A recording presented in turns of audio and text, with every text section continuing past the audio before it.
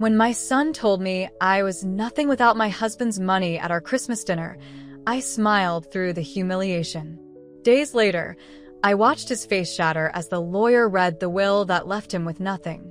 That's when I realized life isn't just a game of chess. It's knowing which pieces to sacrifice before the final checkmate.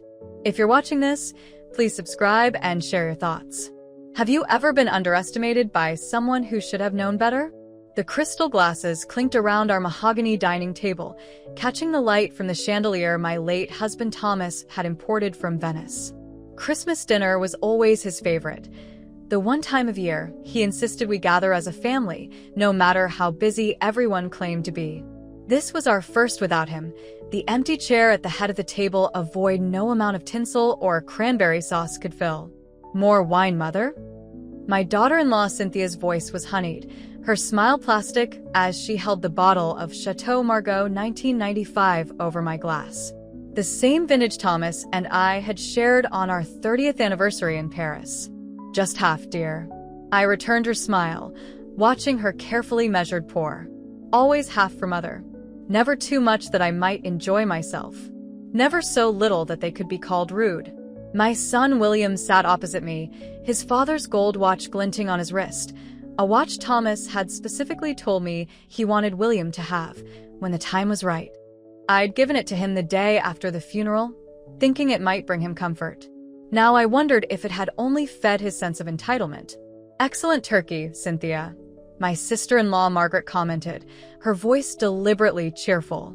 Everyone was trying too hard tonight. Victoria, you must share your stuffing recipe. It's divine. I nodded, though we all knew Cynthia had followed my recipe to the letter, as she'd done every Christmas since marrying William. Family traditions matter, especially now.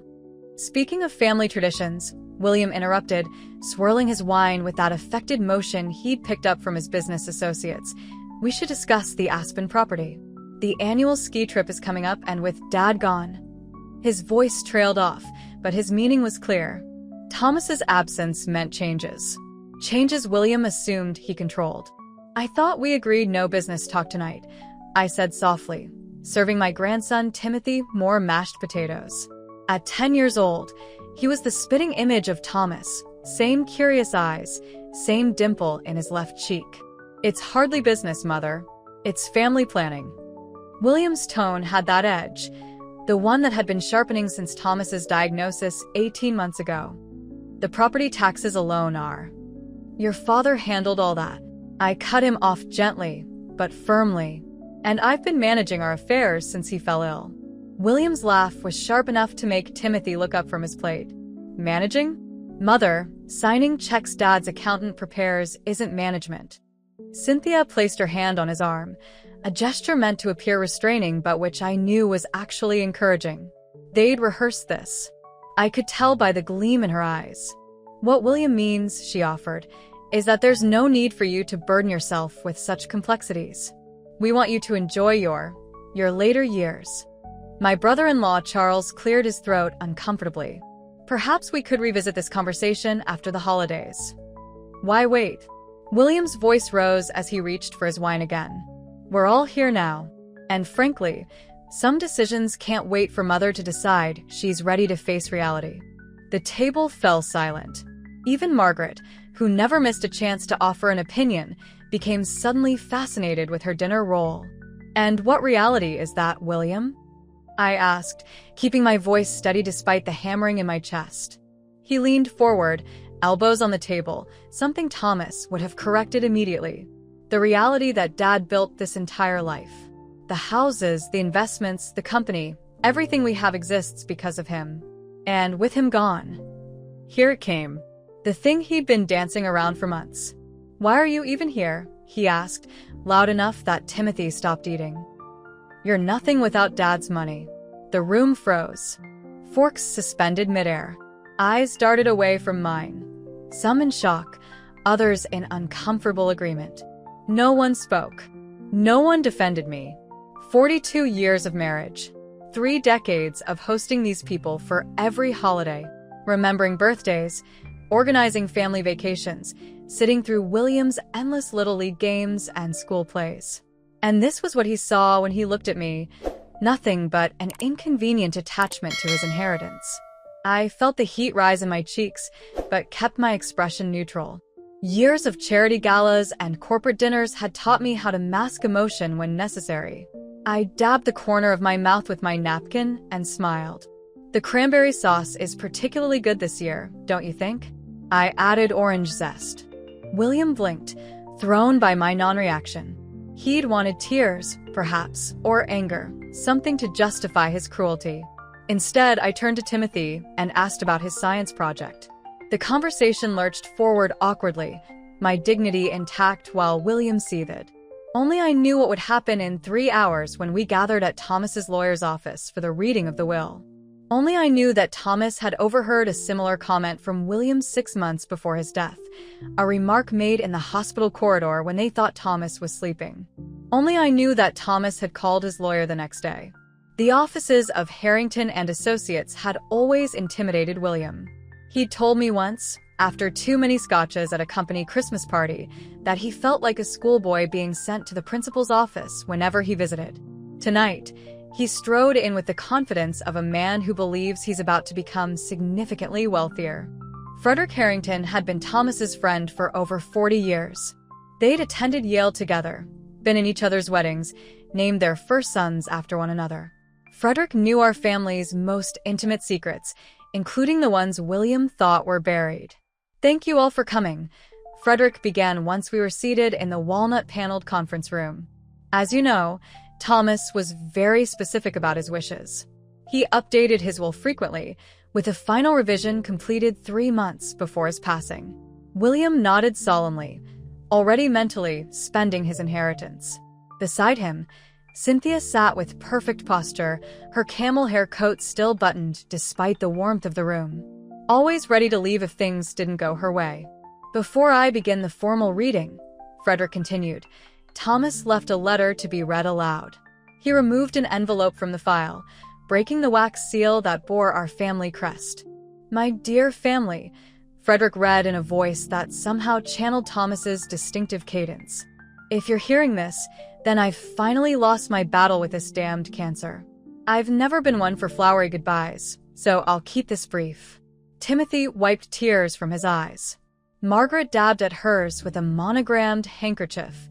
William maintained his stoic expression, though I noticed his knee bouncing beneath the table, an old tell from his childhood when he was anxious.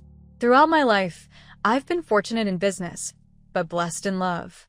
Victoria has been my North Star, my confidant, and my greatest achievement was convincing her to marry me all those years ago. William's knee stopped bouncing. His jaw tightened, almost imperceptibly. What I've built financially pales in comparison to what we built together. Our family should be our legacy, not just our assets. Frederick paused, his eyes briefly meeting mine before continuing. "I've always believed that character reveals itself not in moments of strength, but in moments of perceived power over others. How we treat those we believe cannot harm us defines who we truly are." Now William shifted in his seat. I kept my expression neutral, hands folded calmly in my lap. "With that in mind, I have made certain decisions regarding the distribution of my estate that may surprise some of you. These decisions are not made lightly, nor out of malice, but with careful consideration for the future of our family name and values." Frederick set down the letter and picked up the formal will, adjusting his reading glasses. "Now to the legal distribution of assets." The room held its breath. William leaned forward slightly. "I, Thomas Edward Montgomery, being of sound mind and body, do hereby bequeath the following." Frederick cleared his throat. "All assets, properties, and accounts, totaling $70 million, are left solely to my lawful wife, Victoria Eleanor Montgomery. My children shall inherit nothing if they dishonor her." The words fell like thunder. Margaret gasped. Charles's eyebrows shot up to his receding hairline. Timothy looked confused, too young to fully understand the implications. William's face drained of color so rapidly I worried he might faint. That's impossible," he stammered. Frederick continued reading as though William hadn't spoken. "Furthermore, to ensure the continuation of our family legacy, I have established trust funds for each of my grandchildren to be administered by Victoria until they reach the age of 30. These trusts cannot be accessed, borrowed against, or influenced by their parents under any circumstances. William's hands gripped the armrests of his chair, knuckles white. This is a mistake. Dad would never. In the event that my son William contests this will, Frederick Reed, his voice cutting through William's protest, all assets designated for his children's trusts will instead be donated to the charitable foundations listed in Appendix C. Cynthia made a sound somewhere between a gasp and a whimper. I make these decisions not out of lack of love for my son, but out of deep concern for the values he has demonstrated in recent years. It is my hope that this arrangement will encourage reflection and growth. William's composure shattered completely. "This is insane," he shouted, standing so abruptly his chair tipped backward, crashing against the mahogany wainscoting. He was manipulated. Mother must have. "William," Frederick interrupted, his tone deadly serious. "Your father was of completely sound mind when he made these changes. I personally verified it with 2 independent physicians, as did the witnesses. Any contest will fail, and as you've just heard, would only disinherit your children as well." My son's face contorted with rage and disbelief. Then came the scream, primal and raw, startling everyone in the room. Timothy began to cry. Cynthia sat frozen, her perfect composure finally cracked. "This isn't over," William hissed, pointing at me with a shaking finger. "You did this. Somehow, you poisoned him against me. His own son." I met his gaze steadily. "Your father made his own decisions, William, as he always did." His laugh was ugly, almost hysterical. "You expect me to believe that? The man who built a financial empire just decided to cut out his only son? The son who's been running his company for the past 5 years." "William, please," Margaret attempted to intervene, placing a hand on his arm. He shook it off violently. "No. I will not be robbed of my birthright by this woman who contributed nothing, who was just ornamental in his life." The words hung in the air, confirming everything Thomas had feared about our son's character. Frederick stood, his height suddenly imposing. "That's quite enough, William. This meeting is concluded. My office will be in touch regarding the transfer of management responsibilities for Montgomery Industries to the trustees named in Section 4. "Trustees?" William's voice cracked. "What trustees?" "The board members your father selected to oversee the company until such time as Victoria decides otherwise. You are, of course, welcome to remain in your current position, provided the board approves." William's scream this time was wordless, a howl of thwarted entitlement. He swept his arm across the conference table, sending papers flying. "I'll fight this. I'll take this all the way to the Supreme Court if I have to." "William," I said quietly, speaking for the first time since the reading began, "please remember your son is present." Timothy was indeed watching with wide, frightened eyes, pressed against Charles, who had an arm around him protectively. William turned to me, his handsome face twisted with hatred. "Don't you dare pretend to care about my son now. This was your plan all along, wasn't it? To humiliate me? To take everything?" "I think you should take Timothy home," I suggested to Cynthia, who seemed to suddenly remember her son was witnessing this meltdown. She nodded mechanically, gathering her purse and Timothy's coat. "This isn't over," William repeated, his voice lower but no less venomous. "You have no idea what you've done." As they left, Timothy looked back at me with confusion in his eyes so like his grandfather's it made my heart ache. I gave him a reassuring smile, mouthing, "I love you." He managed a small wave before Cynthia pulled him through the door. After they'd gone, Frederick handed me a glass of water. "Are you all right, Victoria?" "I'm fine," I assured him, though the truth was more complicated. I felt no pleasure in William's pain, only sadness that it had come to this. Thomas knew this would happen. He hoped it wouldn't, Frederick corrected gently. He hoped the mere existence of these provisions would be enough to change William's behavior, that the will would never need to be executed this way. I nodded, remembering Thomas's face when he'd told me about his decision. The disappointment in his eyes, the grief for the son he'd raised but somehow lost along the way. "There's something else you should know," Frederick said, sitting beside me. "Thomas instructed me to tell you privately after the others had left." He handed me another envelope, this one sealed with plain wax rather than the family crest. He was concerned about William's reaction. Not just the disinheritance, but what might come after. I broke the seal and unfolded the letter inside, recognizing Thomas's distinctive handwriting immediately. "My dearest Victoria, if you're reading this, then William has reacted exactly as I feared he might. I've known for some time that our son has been involved in some troubling business practices that could potentially damage not just our company, but our family's reputation. Frederick has the details in a separate file. More concerning, however, is what I discovered 3 weeks before my final hospital stay. While reviewing the household accounts, I found unusual transfers, large sums moving through our family foundation that didn't align with any authorized charitable activities.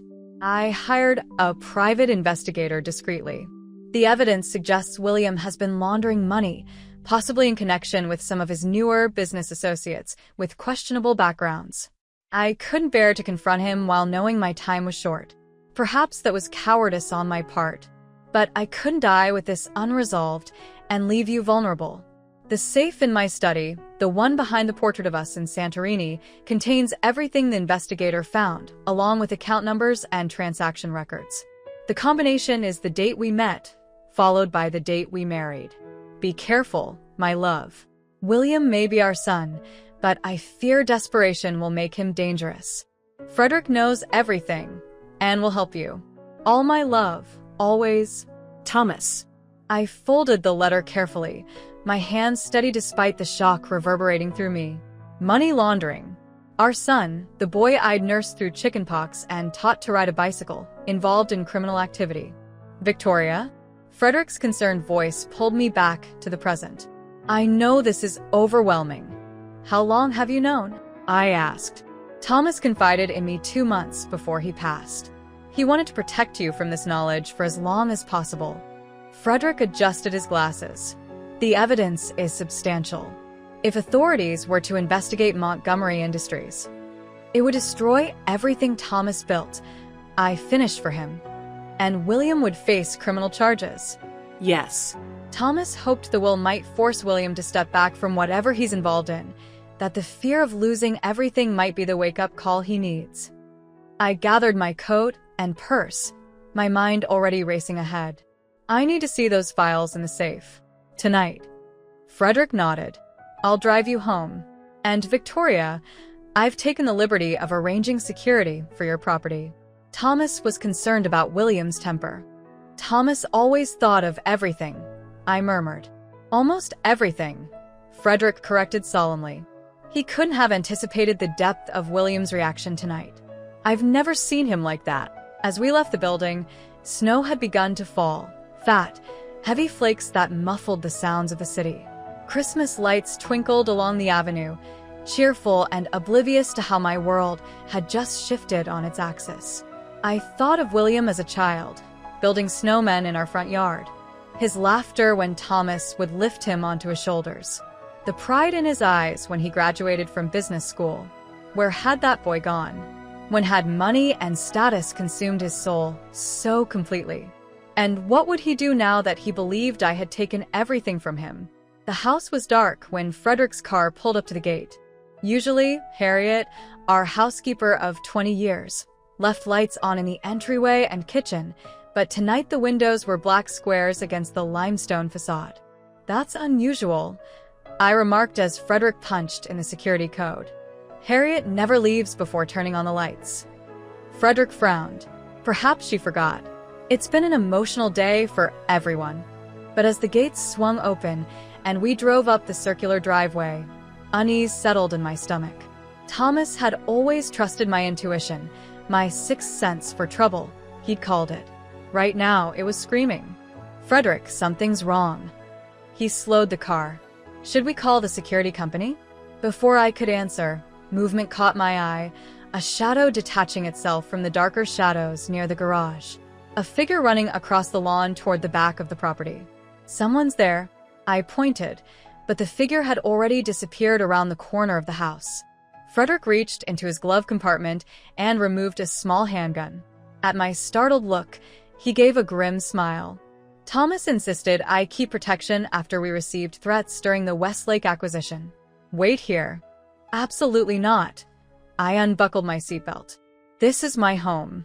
Call the police, but I'm coming with you. He looked like he wanted to argue, but must have seen the determination in my expression. He dialed 911, reported a possible intruder, then turned to me. Stay behind me. If I tell you to run, you run. No arguments. We approached the front door cautiously. The security panel showed green, disarmed. Impossible, unless someone had the code. William, I whispered, the realization dawning. He knows the code. Frederick pushed the door open slowly, gun raised. The familiar scent of home greeted us. Thomas's favorite sandalwood candles, the lemon polish Harriet used on the antiques. But something else lingered beneath those comforting smells. Something acrid and chemical. The beam of Frederick's flashlight swept across the entryway. Nothing seemed disturbed. The Monet still hung perfectly centered on the wall. The crystal vase still held the white roses I'd arranged that morning. Mrs. Montgomery? Harriet's frightened voice came from the darkness of the kitchen. Is that you? Harriet. I called back, relief flooding through me. Are you all right? She appeared in the doorway, clutching a rolling pin like a weapon. Her usually immaculate uniform was rumpled, and fear had etched itself into the lines of her face. Oh, thank God, she breathed, lowering the rolling pin.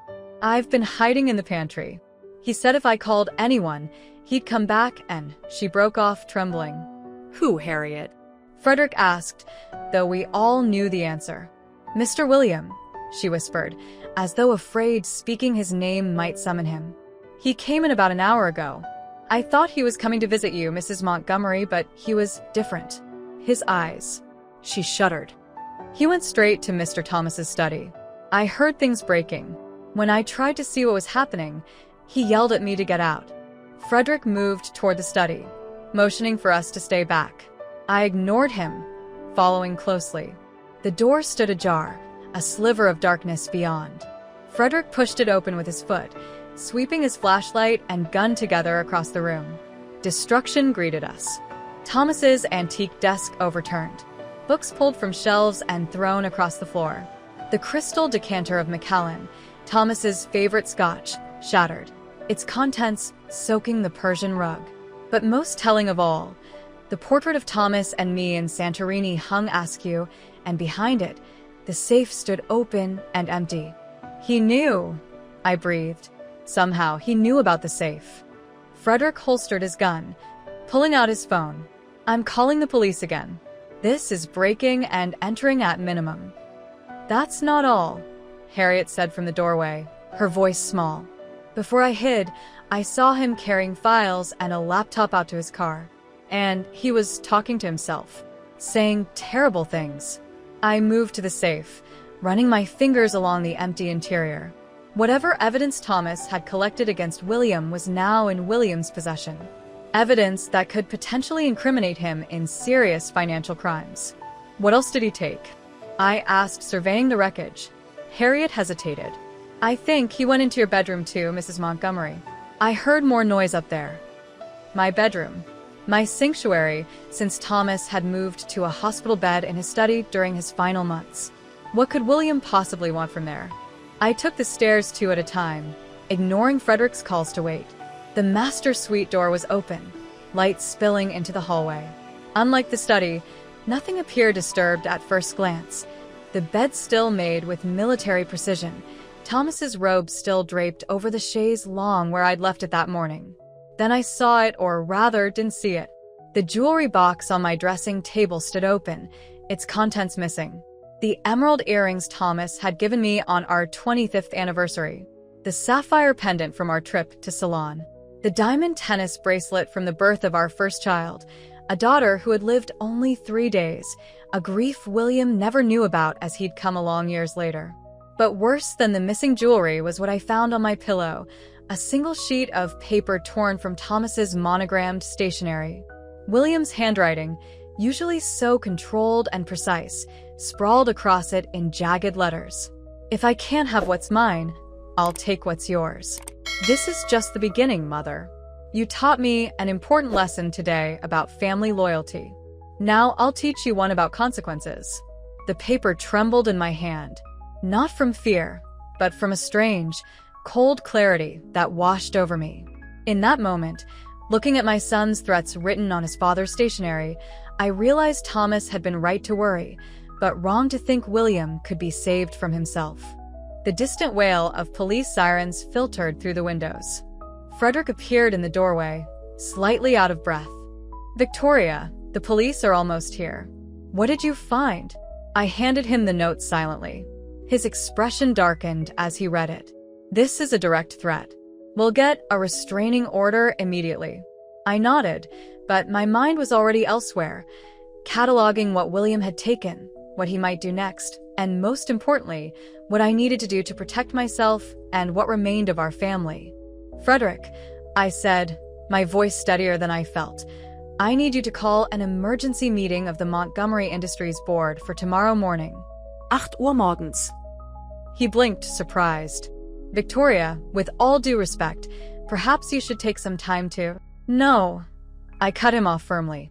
"William has just stolen potentially incriminating evidence against himself, along with family heirlooms worth millions. He's desperate and angry. What do you think his next move will be?" Understanding dawned in Frederick's eyes. "The company." "Exactly. He'll try to secure his position, consolidate whatever power he still has. We need to get ahead of him." I moved to Thomas's closet, running my hand along the row of impeccably tailored suits until I found what I was looking for, the charcoal brioni he'd worn to every important board meeting. "And I'll need access to all of Thomas's files on the company. Everything." "Victoria," Frederick said cautiously, "you've never been involved in the business side of things. Thomas always kept you protected." I finished for him, laying the suit on the bed. "Yes, he did. And now I need to protect what he built from our son who seems determined to destroy it, and me in the process." The first police cruiser pulled up outside, lights flashing blue and red against the falling snow. In their glow, I caught my reflection in the dressing table mirror. A woman I barely recognized stared back at me, steel in her eyes where there had been grief only hours before. William thought I was nothing without Thomas's money. He was about to discover how very wrong he was. The officer at the door introduced himself. "Mrs. Montgomery?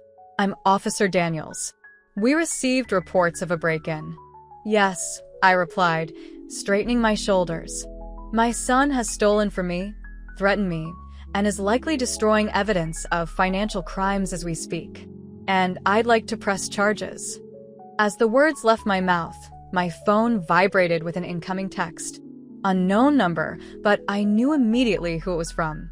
"You can't stop what's coming. By this time tomorrow, you'll wish you'd never crossed me. Sweet dreams, Mother." I showed the message to Officer Daniels, whose expression grew more serious. "Ma'am, do you feel your life is in danger?" The question hung in the air as I considered what William had become, what he was capable of. The son I'd raised was gone, replaced by someone I no longer recognized. "Yes," I answered truthfully. "I believe it might be." As more officers arrived and the house became a flurry of activity, fingerprinting, photographs, statements, I retreated to Thomas's study. Despite the chaos William had left, I could still feel my husband's presence here among his books and papers. I ran my fingers along the spines of his favorite philosophy texts, remembering how he'd read Seneca aloud to me during quiet evenings. The greatest obstacle to living is expectancy, which hangs upon tomorrow and loses today. Today had been lost to William's betrayal. But tomorrow would be different. I opened Thomas's desk drawer and removed the secret compartment he thought I didn't know about. Inside lay a small leather notebook, his private journal. William hadn't found it in his rampage. Opening it to the last entry, dated just days before Thomas died, I read, "I fear what William might become without proper guidance. Victoria is stronger than she knows, stronger than William believes. If the worst happens, this journal contains everything she'll need. The entry code to my private server, 7-19-49-22-83. The contact information for Dimitri, +357 99 342 876. And most importantly, the account numbers for what I call the Reckoning Fund. May she never need any of this. But if she does, God help whoever stands in her way. I closed the journal, slipping it into my pocket as Officer Daniels appeared in the doorway. Mrs. Montgomery, we've finished taking prints and photographs. Do you have somewhere safe you can stay tonight? Given the nature of the threats, we wouldn't recommend remaining here. I thought of our penthouse in the city, the beach house in the Hamptons, the villa in Tuscany. All properties William knew intimately. Yes, I lied smoothly. I have arrangements. After the police left, I turned to Frederick. I need your help with one more thing tonight. Anything, he replied without hesitation. I need you to book me a room at the Carlyle under your name, not mine. And then I need you to make a very specific call to a number in Cyprus. Frederick's eyebrows rose, but he asked no questions. Thomas had chosen his friends as wisely as he'd chosen his wife. As we prepared to leave, I took one last look at the home where I'd spent 40 years of my life, where I'd raised my son, nursed my husband, built a life I'd thought was secure. Now it felt like a museum of a past that no longer existed. He won't stop, Frederick warned as we walked to his car. William has too much to lose. I know, I replied, clutching Thomas's journal. That's counting on it. The night sky had cleared, stars appearing between breaks in the clouds. Tomorrow would bring a new battlefield, the boardroom of Montgomery Industries. William expected to face his grieving, inexperienced mother. Instead, he would face Victoria Montgomery, the woman who had stood silently behind Thomas Montgomery for 42 years, watching, learning, and preparing for a day she'd hoped would never come. A day of reckoning. Dawn broke over the city skyline, painting the clouds in shades of amber and gold. From my suite at the Carlyle, the view reminded me of countless mornings watching the sunrise with Thomas. He'd always been an early riser, claiming the day's first light held a certain magic, a clean slate of possibilities. Today, I needed that magic more than ever. Mrs. Montgomery? A discreet knock accompanied the voice of the hotel's head of security. Your car will be ready in 20 minutes. We've confirmed the route is secure. Thank you, James. The precautions might have seemed excessive yesterday. Today, they felt necessary. I turned from the window to face my reflection in the full-length mirror. Thomas's charcoal Brioni suit had been tailored overnight to fit my frame, an extravagance made possible by the hotel concierge and an envelope of cash. The shoulders were still slightly too broad, but the effect was what mattered.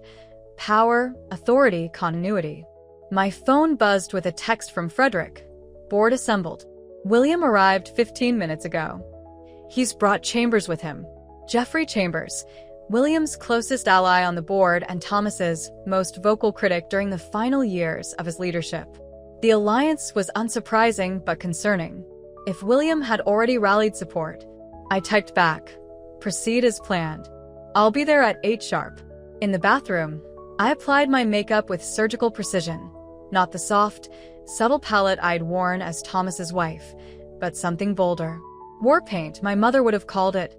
I swept my silver-streaked hair into a sleek chignon, fastened diamond studs to my ears. Not the emeralds William had stolen, but a pair Thomas had hidden in our safe deposit box with a note, for when you need to remind yourself of your brilliance, and slipped into the jacket. If you're watching this, subscribe now and comment below with a time when you had to reinvent yourself in the face of betrayal. Trust me, what comes next will show you exactly how sweet revenge can be when served at precisely the right temperature. One final touch remained. From my handbag, I removed Thomas's vintage Montblanc fountain pen and his platinum wedding band, which I'd worn on a chain around my neck since his death. Today, the ring would serve a different purpose. I slid it onto my right ring finger, too large, but a jeweler had provided a discreet sizing insert overnight. Power wasn't just about how you looked, Thomas had taught me. It was about the symbols you carried. The elevator descended to the private exit where a black Maybach waited, its windows tinted to opacity. The driver nodded respectfully as I approached. "Good morning, Mrs. Montgomery. Mr. Harrington asked me to give you this." He handed me a slim folder. Inside was a single document, the restraining order against William, approved by a judge at 6 a.m. this morning. Frederick's efficiency remained unparalleled. The second page contained information that made my breath catch. Preliminary financial reports showing suspicious transfers from Montgomery Industries' overseas accounts over the past 18 months. Exactly as Thomas had suspected. "How long until we reach the office?" I asked, tucking the folder into my briefcase. 15 minutes, traffic permitting. There's coffee in the console, and Mr. Harrington mentioned you might appreciate this." The driver handed me a small velvet pouch. Inside was a voice recorder disguised as a brooch, an elegant platinum sunburst with a diamond center. Thomas had given Frederick a similar 1 year ago during a contentious merger negotiation. I pinned it to my lapel, pressing the diamond center briefly to confirm it was operational. The Montgomery Industries headquarters rose 60 stories above Manhattan, its glass facade reflecting the morning sun like a beacon. Thomas had designed it himself, insisting on sustainability features decades before they became fashionable. The building had won architectural awards, but more importantly to Thomas, it had reduced our carbon footprint by 60%. As the car pulled into the private underground garage, I saw Frederick waiting by the executive elevator, his expression betraying nothing to potential observers. "Victoria," he greeted me with a formal handshake for the benefit of the security cameras. "The board is assembled in the main conference room. William has been making his case for the past 20 minutes. Let him talk himself into a corner," I replied, stepping into the elevator. "Has Dimitri arrived?" Frederick nodded. "Waiting in your husband's office, as requested. He's brought everything you asked for." The executive floor was hushed as we emerged from the elevator. Thomas's longtime assistant, Eleanor, stood from her desk immediately, eyes widening at the sight of me in my husband's suit. "Mrs. Montgomery, we weren't expecting," she caught herself. "That is, Mr. Williams said you wouldn't be joining us today." "I imagine there are many things my son has said that aren't entirely accurate, Eleanor."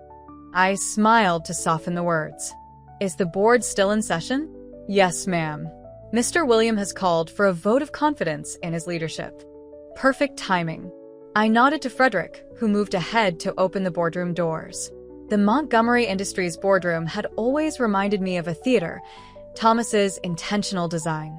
The oval table of polished walnut, the leather chairs arranged to create subtle power dynamics, the dramatic floor-to-ceiling windows overlooking the city. It was a stage for corporate theater, and today I was making my debut. 12 faces turned toward the door as Frederick pushed it open. William stood at the head of the table, Thomas's position, mid-sentence, a laser pointer directed at financial projections displayed on the wall screen. His expression shifted from irritation at the interruption to shock, then carefully controlled fury as he registered my presence. "Mother," he recovered quickly, his voice dripping with false concern. "We weren't expecting you. Given yesterday's unfortunate events, we assumed you'd be resting." I smiled pleasantly, feeling the weight of every gaze in the room. "How thoughtful of you to worry, William." But as Thomas's wife and the sole shareholder of Montgomery Industries, I felt my presence was required for any vote regarding leadership. Murmurs rippled around the table. Several board members shifted uncomfortably in their seats. Jeffrey Chambers, a florid man with thinning ginger hair, leaned toward William with a frown. "Mrs. Montgomery," he began in his patronizing boardroom voice, "while we appreciate your interest, these proceedings are rather technical in nature. Perhaps William could brief you privately afterward on any decisions made." "That won't be necessary, Jeffrey." I moved to the empty chair at the opposite end of the table, the furthest from William. Frederick took up position behind me. "I believe I interrupted a vote?" "Please, William, continue." William's eyes narrowed fractionally. He'd expected me to cause a scene, to be emotional and easily dismissed. My calm demeanor clearly unsettled him. As I was saying, he rallied, returning to his presentation, The quarterly projections show a 12% increase in our Asian markets, primarily due to the strategic partnerships I've established with conglomerates in Singapore and Hong Kong. He emphasized a reminder to the board of his supposed indispensability. These relationships, along with our expansion into emerging markets in Eastern Europe, position Montgomery Industries for unprecedented growth in the coming fiscal year. He clicked to the next slide, an organizational chart with his name prominently at the top. The restructuring I'm proposing today will streamline operations and increase profitability by an estimated 22%. I watched the board members' reactions carefully. Most nodded along, familiar with William's polished presentations. Only Diane Lockhart, the longest-serving board member and an old friend of Thomas's, seemed skeptical, her silver eyebrows drawn together in concentration. Before we vote on this restructuring, William continued, I want to address the elephant in the room. He turned to face me directly. My father's passing has created certain complications regarding the family's financial arrangements. However, I want to assure the board that these personal matters will not affect the day-to-day operations of Montgomery Industries. How can you make that assurance, Diane interjected, when you no longer control any shares in the company? William's smile tightened. A temporary situation that our legal team is addressing. My father's will contain several irregularities that suggest undue influence during his illness. His gaze flicked meaningfully toward me. Are you suggesting Thomas was manipulated on his deathbed? Diane's tone made it clear how unlikely she found this. I'm suggesting, William replied carefully, that a man in extreme pain, heavily medicated, and fearing for his legacy might have been vulnerable to suggestions that didn't align with his true wishes. The accusation hung in the air, its target unmistakable. What an interesting theory, I said, opening my briefcase. Particularly given that Thomas made these changes to his will 6 months before his death, when his doctors confirmed he was entirely lucid and free from pain medication. I removed a document and slid it toward the center of the table. The medical certification of his mental competence, signed by 3 independent physicians, including Dr. Levinson, who I believe treats several people in this room. William hadn't expected this. A muscle twitched in his jaw. Furthermore, I continued, I find it curious that you're presenting a restructuring plan that eliminates the oversight committees Thomas established specifically to prevent concentration of power. Committees that have, among other things, been monitoring unusual financial transactions over the past year. Now I had everyone's full attention. Diane Lockhart leaned forward, eyes sharp with interest. What transactions are you referring to, Victoria? She asked. Perhaps William could enlighten us, I suggested, about the series of payments made to shell companies in Cyprus and the Cayman Islands over the past 18 months. Payments that coincidentally began shortly after he took control of day-to-day operations. William's face flushed, then paled. I don't know what you're talking about. No. I removed another document from my briefcase, a printout of transfers bearing William's digital signature.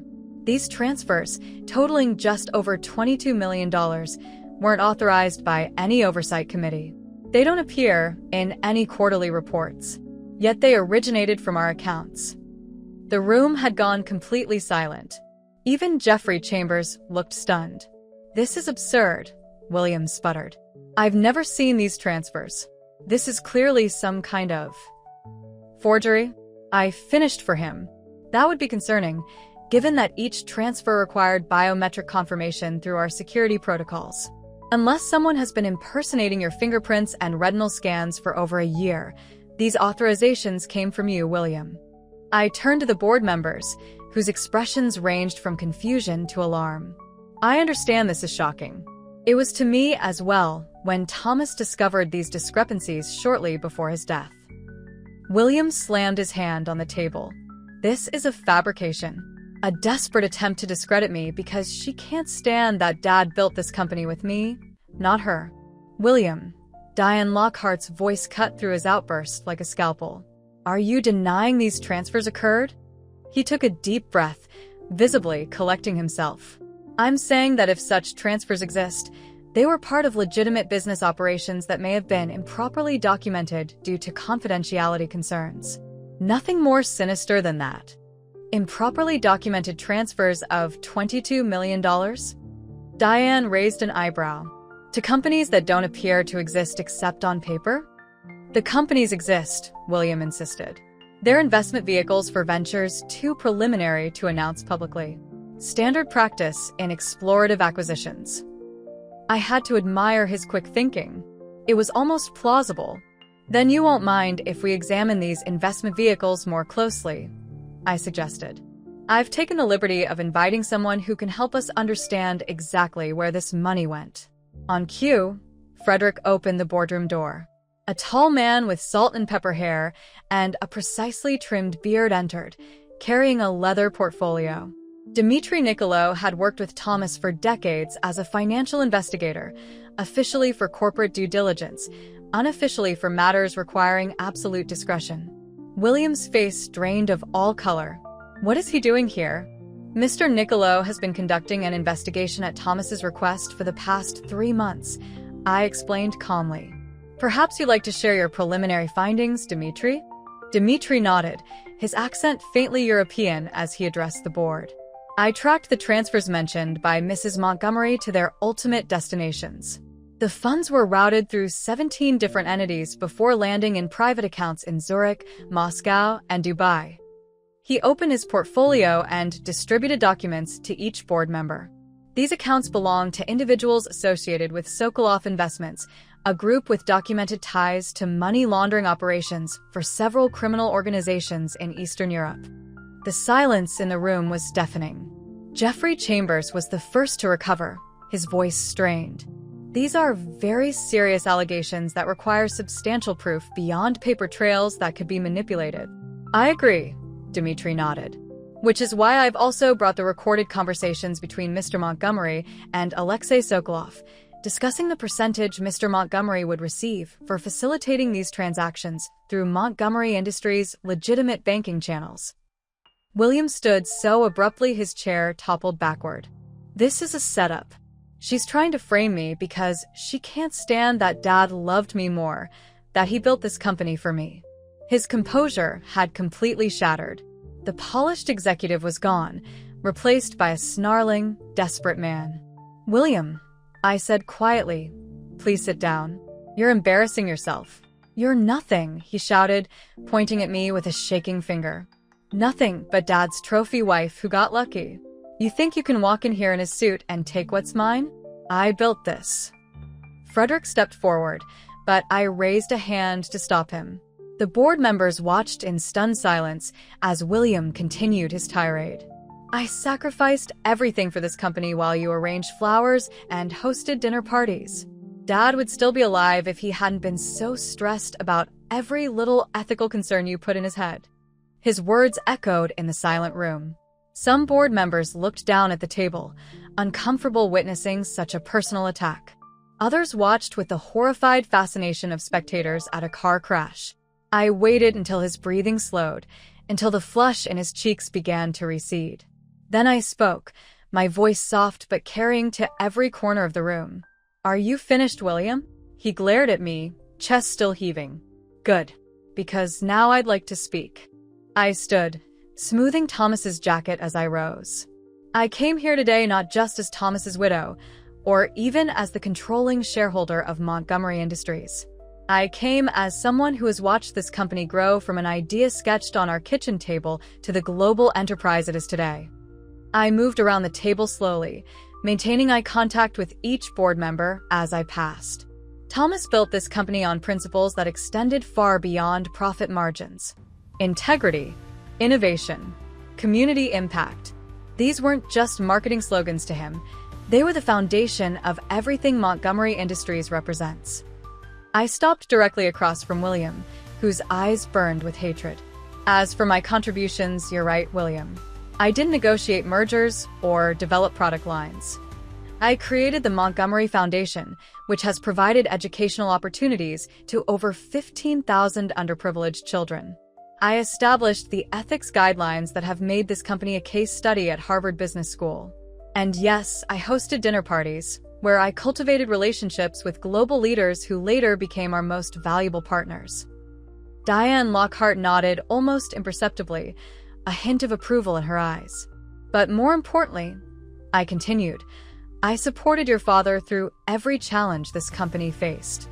I was there when he nearly lost everything in '87, when the board, including some people in this room, wanted to take the company public against his wishes. When competitors tried to destroy him through industrial espionage. I turned to face William directly. And I was there, William, when he discovered what you've been doing with his legacy. For a moment, genuine fear flickered across his face. Thomas knew everything. The money laundering, the connections to Sokolov, the offshore accounts where you've been hiding your percentage. He didn't disinherit you out of spite or manipulation. He did it to protect what he spent his life building from you. William's lips twisted into a sneer. Prove it. Prove Dad knew anything about this supposed money laundering. Because all I'm hearing is a bitter old woman making desperate accusations because she's afraid of being irrelevant. I smiled then, the kind of smile that had made Thomas say I should never play poker. I reached into my pocket and withdrew his journal. Your father kept meticulous records, William, of everything. I opened to a marked page and began to read. October 12th. The evidence Dmitri has gathered leaves no room for doubt. William has betrayed not just me, but everything our name stands for. The connections to Sokolov are confirmed. The money trail is clear. My son has become the very thing I've fought against my entire career, a man who believes profit justifies any action, no matter how corrupt. William lunged across the table, reaching for the journal. That's private property. Frederick moved with surprising speed for a man his age, restraining William before he could reach me. That's enough, William. This meeting is over. William snarled, struggling against Frederick's grip. I'm calling security to have her removed from the premises. Actually, Diane Lockhart interjected, as chairwoman of this board, I determine when meetings end. And given what we've just heard, I believe we have several urgent matters to address, beginning with a vote to suspend William Montgomery from all operational roles, pending a full investigation. You can't do that, William hissed. I run this company. No, William, I correcte Janley. You were entrusted to run this company. There's a difference. Diane called for the vote. One by one, hands raised around the table, even Jeffrey Chambers, who couldn't meet William's betrayed gaze as he sided with the majority. Effective immediately, Diane announced, William Montgomery is suspended from all positions within Montgomery Industries. Security will escort him from the building, and his access to all company systems will be terminated. On cue, 2 security officers entered the boardroom.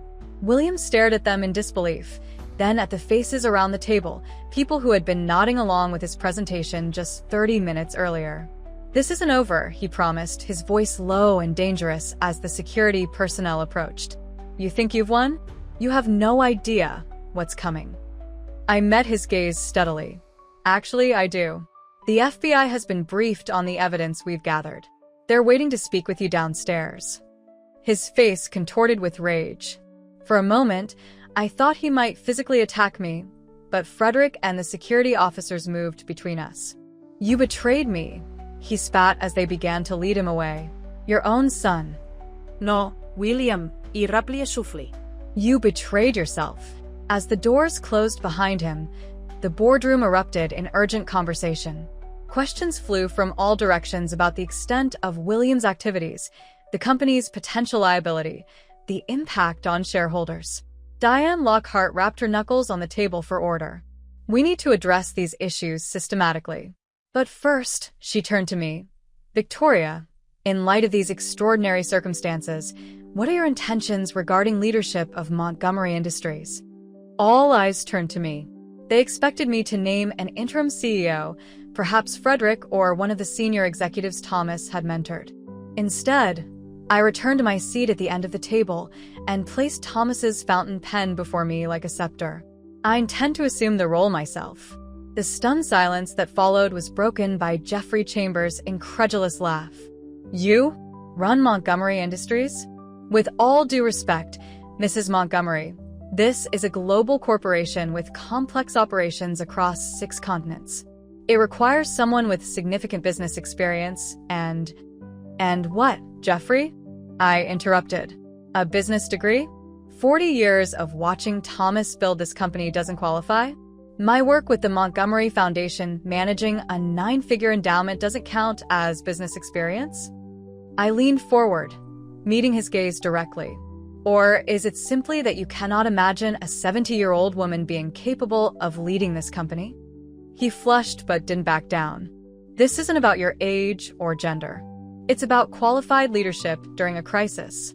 We need someone who understands the intricacies of our operations, our market position, our ethical foundations. I finished for him, because it seems to me that's precisely what's been lacking in recent management.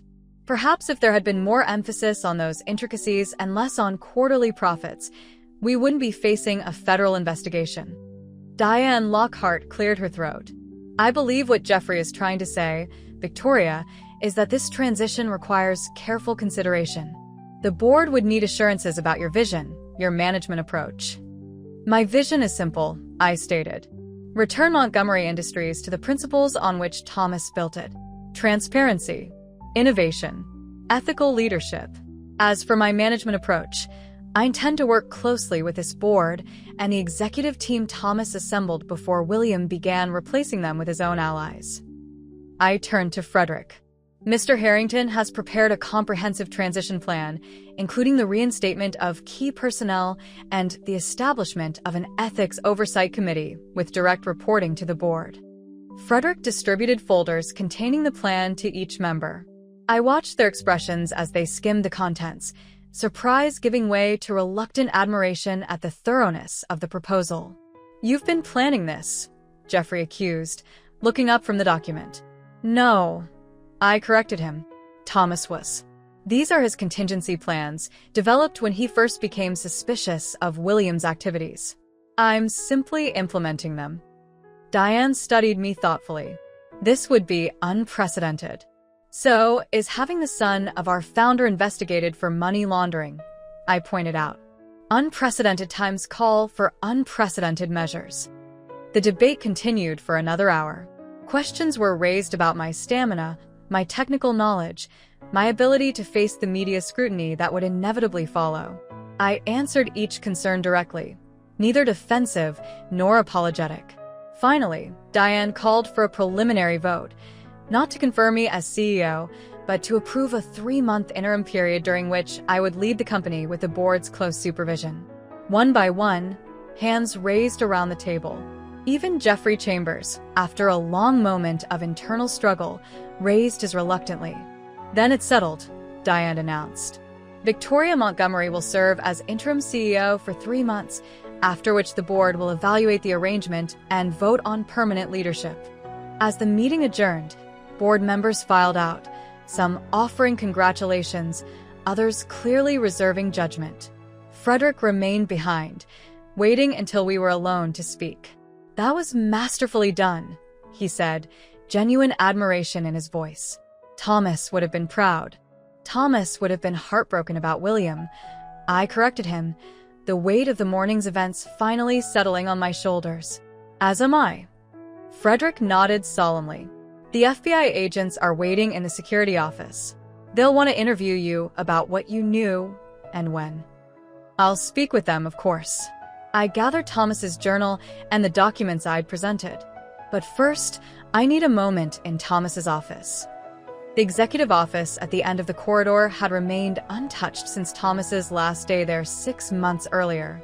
William had chosen to use his own space rather than claim his father's, a rare show of respect, or perhaps superstition.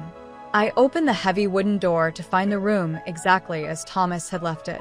His reading glasses still rested on the desk beside a dog-eared copy of Marcus Aurelius's Meditations. The scent of his cologne lingered faintly in the air.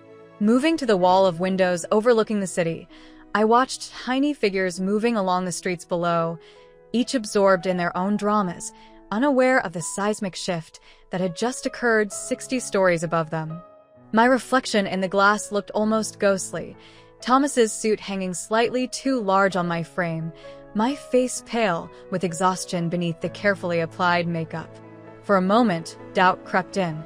Could I really do this? Lead a global corporation at 70? Face the scrutiny, the challenges, the inevitable resistance? A knock at the door interrupted my thoughts. Eleanor entered, carrying a small box. Mrs. Montgomery, or should I say Miss CEO? She smiled warmly. This was delivered for you a few minutes ago. I took the package, noting there was no return address. Thank you, Eleanor. And please, Victoria is fine. After she left, I opened the box cautiously. Inside, nestled in black velvet, lay my emerald earrings, the ones William had stolen from my jewelry box. But they had been altered, the delicate gold settings twisted and broken, the stones scratched as though with a knife. Beneath them was a note in William's handwriting. This is just the first piece I'm returning. I'll destroy everything you love, piece by piece, just as you've destroyed me. Enjoy your moment of triumph, Mother. It won't last. I should have been frightened. Instead, a strange calm settled over me as I placed the damaged earrings on Thomas's desk. William still didn't understand.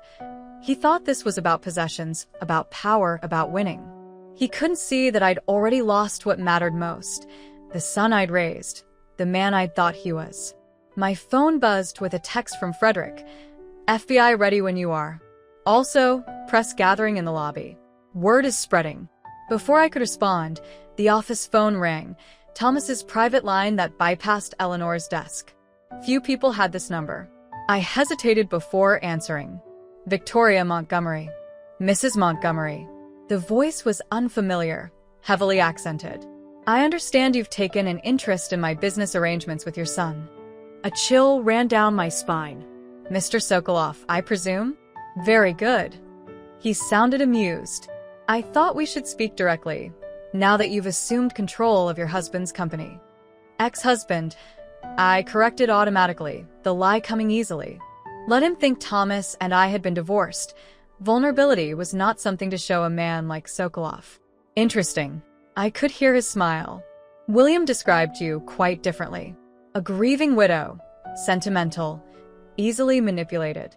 Clearly, he underestimated you.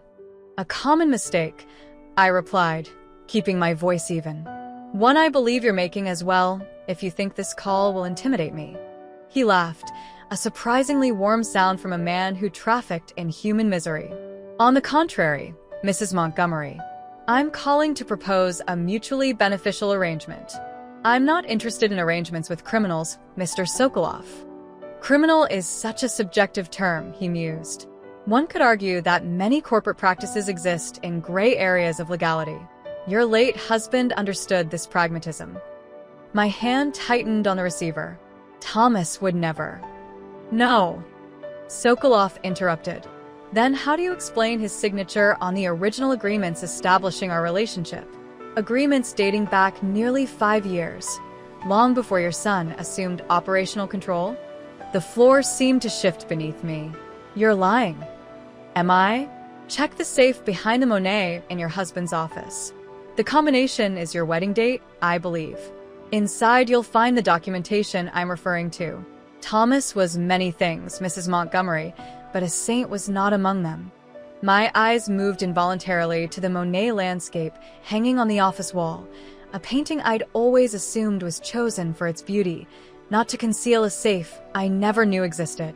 William may have expanded our arrangements, Sokoloff continued, but he was merely following the path his father established.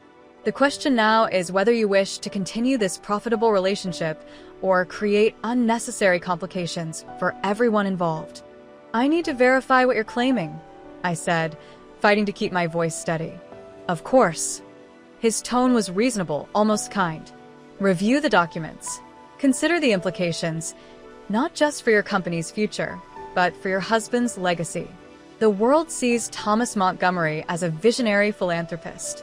Imagine the damage if his more pragmatic business decisions came to light. The threat was unmistakable. I'll call you tomorrow, Mrs. Montgomery. Same time. I look forward to a productive conversation. The line went dead, leaving me staring at the Monet with a growing sense of dread. Could it be true? Had Thomas, my Thomas, who'd lectured William constantly about ethical business practices, been involved with Sokolov from the beginning? I moved to the painting, my hands trembling slightly as I lifted it from the wall. Behind it, just as Sokolov had said, was a small wall safe with a digital keypad. Our wedding date, June 12th, 1982. I entered the numbers, holding my breath. The safe clicked open. Inside was a single manila folder labeled simply Contingency. I removed it with unsteady hands and opened it on Thomas's desk. The first document made my heart stop, a contract between Montgomery Industries and Sokolov Investments, dated 5 years earlier. And there at the bottom, unmistakable even through my tears, was Thomas's signature. I sank into his chair, the foundation of my world crumbling beneath me. Everything I'd believed about our life together, about the man I'd loved for over 40 years, suddenly called into question. The intercom buzzed. Eleanor's voice, distant through the fog of my shock. "Mrs. Montgomery? The FBI agents are asking if you're available now." I stared at the contract in my hands, evidence that could destroy not just William, but Thomas's entire legacy. Everything he'd built, everything he'd stood for, revealed as hypocrisy. Or was it? Something about the signature caught my eye. The distinctive flourish Thomas always added to his tea. It was slightly wrong. Almost perfect, but not quite. I'd seen his signature thousands of times over our decades together, had even forged it once on school permission slips when he was away on business. This wasn't his hand. I flipped through the other documents in the folder frantically. Bank statements, transfer authorizations, all with signatures that, to anyone else, would appear authentic. But to the woman who had watched him sign everything from birthday cards to billion-dollar contracts, the discrepancies were subtle but unmistakable. These were forgeries. Extremely good ones, but forgeries nonetheless. The last page in the folder wasn't a document, but a handwritten note on Thomas's personal stationery. "If you're reading this, Victoria, it means someone has tried to use my association with Sokolov against you. These forgeries were created approximately 3 years ago. I discovered them during an internal audit, but kept them secret while I investigated who was behind them. I had my suspicions, but never wanted to believe William could go this far. The real evidence of William's independent dealings with Sokolov is in our Zurich vault. Account details on the back of this note. The password is where we spent our 30th anniversary. I'm sorry to burden you with this, my love. I had hoped to resolve it before it touched you. Remember what I always told you about chess. Sometimes you must sacrifice a piece to protect the queen. William made his choice. Now you must make yours. All my love, Thomas." Relief flooded through me, followed immediately by renewed determination. Thomas hadn't betrayed his principles, but someone had gone to extraordinary lengths to make it appear he had, presumably to provide cover for William's activities, or as insurance against exactly the situation I now faced. The intercom buzzed again. "Mrs. Montgomery? The FBI is getting rather insistent." I gathered the forged documents and Thomas's note, securing them in my briefcase. "Tell them I'll be right there, Eleanor." As I prepared to leave Thomas's office, my office now, I took one final look around the space where he'd built his legacy. The legacy now in my hands to either preserve or destroy. My phone buzzed with another text from an unknown number. "You may have won the company, but the game is far from over. Check your email." I opened my email to find a message from William with a single video attachment. The thumbnail image froze my blood. It showed me, in this very office, opening the safe behind the Monet. A tiny camera must have been watching, recording my every reaction. The subject line read, "Proof of your knowledge and complicity, ready to send to the FBI." Even now, with his own freedom in jeopardy, William was thinking several moves ahead, setting me up to appear as though I'd known about these activities all along. The timestamp on the video had been altered to make it appear I'd accessed the safe months ago. Another text arrived. "Here's the deal. Destroy the real evidence. Tell the FBI your concerns were mistaken. Reinstate me at the company. Or I release this video and we both go down. You have 1 hour to decide." I should have been terrified. Instead, a strange sense of clarity washed over me. William still didn't understand who he was dealing with. He saw me as his grieving, easily manipulated mother, not as Thomas Montgomery's wife of 42 years, not as the woman who had sat silently in hundreds of strategy meetings, absorbing everything, not as someone who had learned from the master himself how to think 3 moves ahead. I typed a simple response. Check your own email, William. Then I sent him a single file, the recording from my broach of our entire board meeting, including his confession of improperly documented transfers and his subsequent breakdown. The recording I'd already forwarded to the FBI before he ever entered the building. His reply came seconds later. This isn't over. I smiled sadly at the phone. No, I whispered to the empty office. It's just beginning. As I stepped out to meet the FBI agents, Eleanor handed me a sleek leather portfolio embossed with a Montgomery Industries logo. Mr. Harrington thought you might need this for your meeting, she explained. And he asked me to tell you that security has been doubled at your Carlisle suite, just as a precaution. I thanked her, squaring my shoulders as I walked toward the conference room where the federal agents waited. The weight of Thomas's journal in my pocket reminded me that I wasn't alone in this fight, not really. What William failed to understand, what Sokolov and his allies would soon discover, was that I had spent a lifetime being underestimated, being dismissed as just a wife, just a mother, just a socialite. But Thomas had never underestimated me. He'd made me his confidant, his partner, his equal. And now, I would show the world exactly who Victoria Montgomery really was. The FBI agents rose as I entered the room, 3 men and a woman, all with the same carefully neutral expressions. Mrs. Montgomery, the woman began, I'm Special Agent Daniels. We appreciate your cooperation in this matter. I took my seat at the head of the table, Thomas's position, now mine, and opened the portfolio Frederick had prepared. Inside was a complete timeline of William's activities, supporting documentation, and a statement prepared for my signature. I want to be clear from the outset, I said, my voice steady and assured. I intend to cooperate fully with your investigation, even though it breaks my heart as a mother. But Montgomery Industries will survive this scandal and emerge stronger for having confronted it directly. Agent Daniels nodded approvingly. That's a commendable approach, Mrs. Montgomery. Now, if you could start by telling us when you first became aware of the suspicious transfers. I began to explain, laying out the facts just as Thomas would have done, methodically, transparently, strategically. As I spoke, I was aware of a subtle shift happening within me. The grieving widow was receding, replaced by something stronger, more formidable. My phone vibrated silently in my pocket. Another message from William, no doubt. Another threat, another scheme, another desperate attempt to regain control. Let him plot. Let him threaten. Let him underestimate me one last time. I had stopped being just Thomas Montgomery's wife the moment I'd put on his suit this morning. Now I was Victoria Montgomery, CEO of Montgomery Industries. And I was just getting started.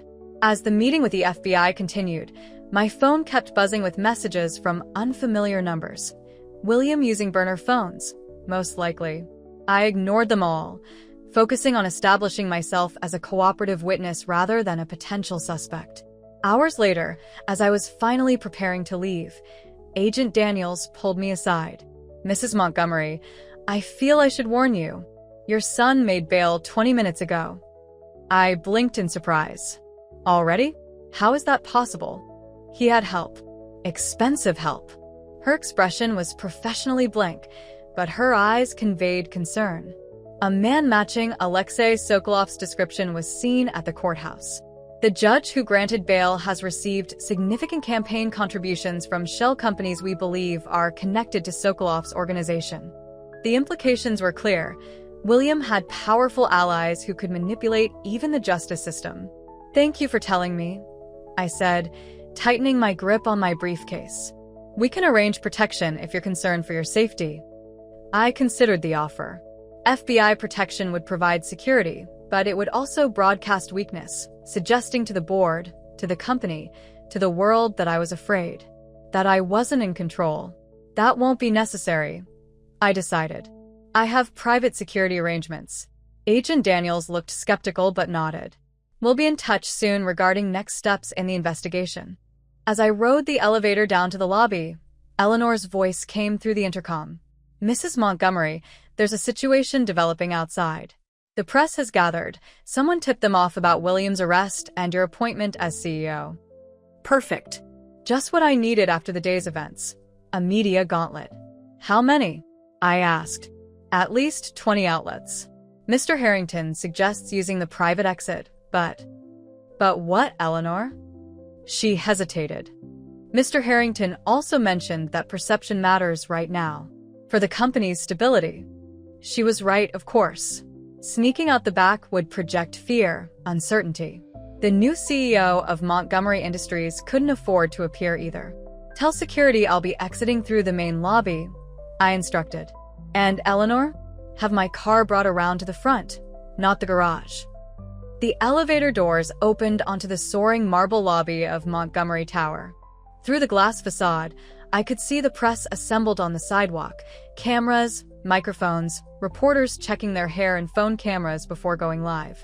Frederick materialized at my side, concern etched in his features. Victoria, are you certain about this? The vultures are circling. They'll ask about William, about the investigation. They're going to ask regardless, I replied, straightening Thomas's jacket. Better to establish the narrative now than let speculation run wild. He nodded reluctantly. What's our message? Transparency. Continuity. Strength. I adjusted the brooch on my lapel, no longer recording, but still a tangible connection to Thomas. Montgomery Industries is bigger than any individual. The company will continue to operate according to the principles on which it was built. Frederick smiled, a rare, genuine expression that transformed his usually serious face. Thomas couldn't have said it better himself. As we approached the revolving doors, security personnel moved into position around us. The media surged forward as I emerged, a barrage of questions hitting like a wave. Mrs. Montgomery, is it true your son has been arrested? Were you aware of the alleged money laundering? How long have you been planning to take control of the company? Is it true your husband changed his will on his deathbed? I held up a hand, and to my mild surprise, they quieted expectantly. Montgomery Industries has uncovered financial irregularities that we have reported to the proper authorities, I stated clearly. We are cooperating fully with their investigation and cannot comment further on ongoing legal matters. What about your son's role in the company? Shouted a reporter from the financial press. The board has voted unanimously to suspend William Montgomery from all operational roles pending the investigation's outcome, I replied. In the interim, I will be serving as CEO to ensure continuity and stability. With respect, Mrs. Montgomery, called another reporter. What qualifies you to run a global corporation? You've been a socialite and philanthropist, not a businesswoman. The question, tinged with sexism and ageism, might have wounded me yesterday. Today, it merely amused me. I've been involved with Montgomery Industries since its founding 45 years ago, I answered calmly. I've sat on the boards of our foundation and numerous other organizations. I've managed substantial investment portfolios and philanthropic endowments. But more importantly, I've learned from Thomas Montgomery himself, not just his business acumen, but his vision and values. Those are the qualities Montgomery Industries needs most right now. More questions followed, but Frederick stepped forward, indicating we were done. As security cleared a path to my waiting car, a movement across the street caught my eye. William stood on the opposite sidewalk, watching. Even from this distance, the hatred in his eyes was palpable.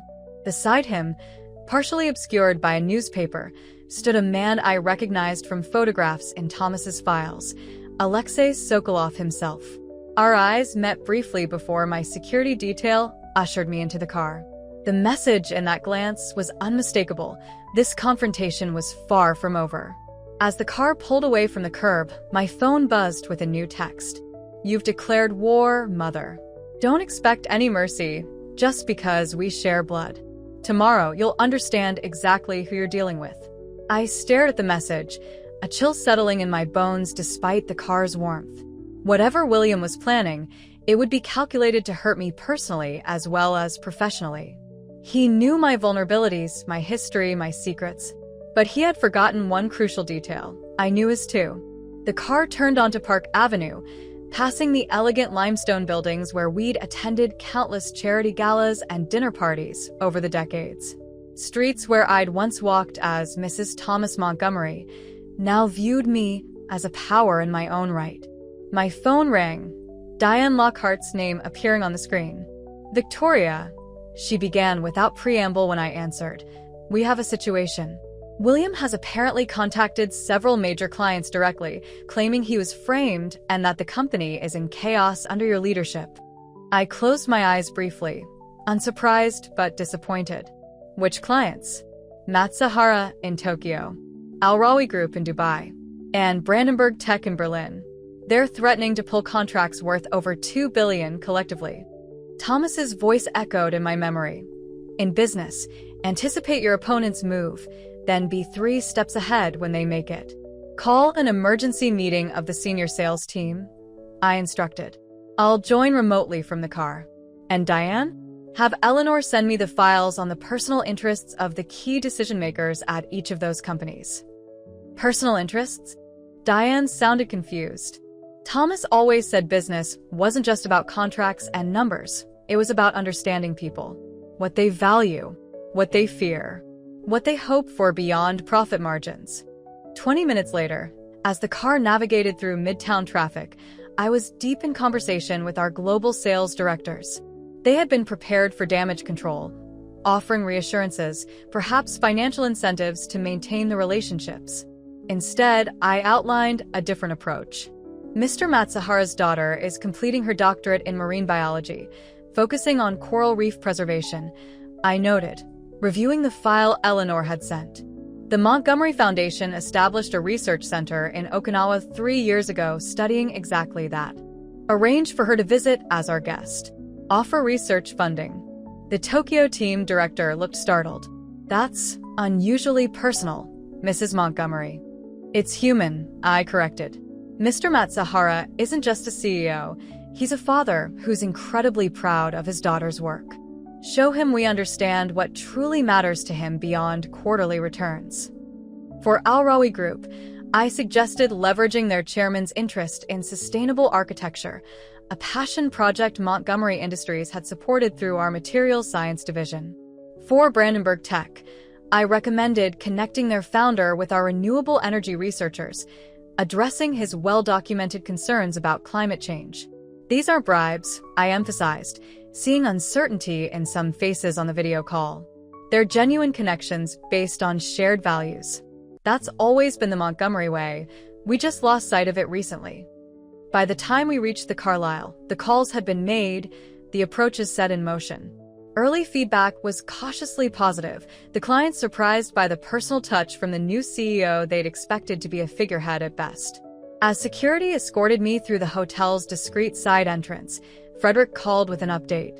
"The board is impressed with your handling of the client situation," he reported. "Even Jeffrey Chambers mentioned your surprising grasp of relationship dynamics." I smiled tiredly. High praise indeed from Jeffrey. "There's something else." Frederick's tone shifted, becoming more serious. "The FBI has requested access to Thomas's personal files. Apparently, William has been making claims about Thomas's involvement with Sokolov. So that was William's next move, trying to tarnish his father's reputation to mitigate his own crimes. Using the forged documents I'd found in Thomas's office safe. Tell them I'll provide full access tomorrow morning," I decided. "And Frederick, make sure Agent Daniels receives the handwriting analysis Thomas had done on those forged signatures. It should be in the Zurich account data." In my suite, I finally allowed myself to exhale fully for the first time since morning. I removed Thomas's jacket carefully, hanging it in the closet beside the other suits that had been delivered while I was at the office. Tomorrow, I would wear the navy pinstripe, Thomas's power suit for difficult negotiations. My phone chimed with an email notification. The subject line made my heart stutter. "Remember Paris?" Only 3 people knew the significance of Paris in my life. Thomas was gone. William had never been told, which left only one possibility. I opened the email with trembling fingers to find a single image attached, a photograph I hadn't seen in over 40 years. A young woman with my eyes, standing on the Pont Neuf, laughing into the camera. My daughter, my Catherine, the child William never knew existed. The message below the photo was brief. She wasn't hard to find, Mother. Did you think your secret would stay buried forever? Tomorrow at noon, I'm meeting her for lunch. I wonder what she'll think when she learns her mother abandoned her for a wealthy husband and a new life in America. Unless, of course, you prefer to discuss my reinstatement as CEO. Your choice. Your consequence. The phone slipped from my fingers, clattering to the marble floor of the hotel suite. The room spun around me as memories I'd locked away for decades came flooding back. Paris in the spring of 1972. The unplanned pregnancy at 19. The impossible choice. The private adoption arranged by my horrified parents. The years of silent birthdays, wondering where she was, if she was happy, if she ever thought of me. Thomas had found her for me 10 years into our marriage, located her through private investigators, but respected my decision not to disrupt her life. He'd set up a trust fund in her name, anonymously funding her education without her knowledge. We'd watched from afar as she grew into an accomplished woman, now a professor at the Sorbonne with children of her own. And now William had found her too. Not out of love or concern, but as leverage. A weapon against me. I sank onto the edge of the bed, my carefully constructed composure finally crumbling. This wasn't just a corporate battle anymore. This wasn't about money or power or even Thomas's legacy. This was William striking at the most vulnerable part of my heart, the secret I'd carried silently for almost 5 decades. As tears slid down my cheeks, my phone rang again from its position on the floor. Frederick's name flashed on the screen. I didn't answer. Couldn't answer. For the first time since this nightmare began, I had no strategic response, no countermove, no careful plan. William had found my queen on the chessboard, and he was moving in for checkmate. Sleep eluded me that night, my mind racing with memories I'd locked away for decades. Catherine's face, so much like mine at that age, haunted me. What would she think if William told her everything? Would she hate me for the choice I'd made? Would she understand the impossible circumstances of a terrified 19-year-old girl alone in Paris? Dawn broke, painting the Manhattan skyline in shades of gold and pink. I stood at the window of my suite, Thomas's navy pinstripe suit laid out on the bed behind me. Today, I would need his strength more than ever. The choice before me seemed impossible. Surrender the company to William to protect my secret, or let him shatter Catherine's life with revelations she'd never asked for. Either way, he won. Unless, if you're still watching this story, click the subscribe button now. Trust me, you'll want to see what happens when a woman who's been underestimated her entire life finally shows her true power. Thomas's voice whispered in my memory. The obvious move is rarely the best one.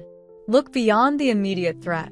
William expected me to panic, to capitulate, or plead. He'd calculated this move precisely because he believed it was my most vulnerable point, the secret I'd protected at all costs. What he didn't know was that Thomas and I had discussed this possibility years ago, when we first located Catherine. We'd created a contingency plan then, never expecting it would be our own son who might weaponize my past. I reached for my phone, hesitating only briefly before dialing an international number I knew by heart though I'd never called it. Bonjour, Philippe Laurent's office, answered a crisp female voice in French. This is Victoria Montgomery. I need to speak with Philippe immediately. A pause. One moment, please, Mrs. Montgomery. Philippe had been Thomas's attorney in Paris for over 30 years. He'd handled the trust for Catherine, monitored her life from a respectful distance, ensured her financial security without her knowledge. Victoria. Philippe's voice was warm despite the early hour in Paris. I've been expecting your call. Then you know. William contacted my office yesterday, asking for the Catherine files. Naturally, I told him no such files existed. Relief washed through me. Thank you, Philippe. It was a temporary measure at best. He seems quite determined. A pause. Thomas prepared for this, you know, after his diagnosis. My hands tightened on the phone. What do you mean? He left a letter for Catherine with my office, to be delivered only if circumstances required it. His instructions were quite specific. The thought of Thomas preparing for this eventuality, protecting me even after his death, brought fresh tears to my eyes. "What does it say?" "I don't know the contents," Philippe replied. "It's sealed." But knowing Thomas, I imagine it contains the truth, told with compassion and context that William would certainly omit. "William says he's meeting her for lunch today." Philippe made a sound of surprise. "That would be difficult, considering Catherine is currently in Copenhagen at an academic conference. She doesn't return to Paris until tomorrow evening." Another lie from William, then. Buying time, creating pressure. "I need to see her, Philippe, before William does." "Are you certain that's wise?" His concern was evident. "After all these years?" "No," I admitted, "but it's necessary." "Can you arrange it?"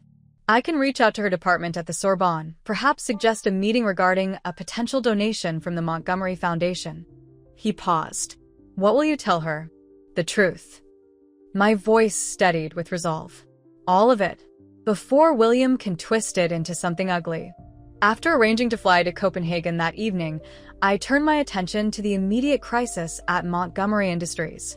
I couldn't afford to show any weakness today, especially with William's threat hanging over me.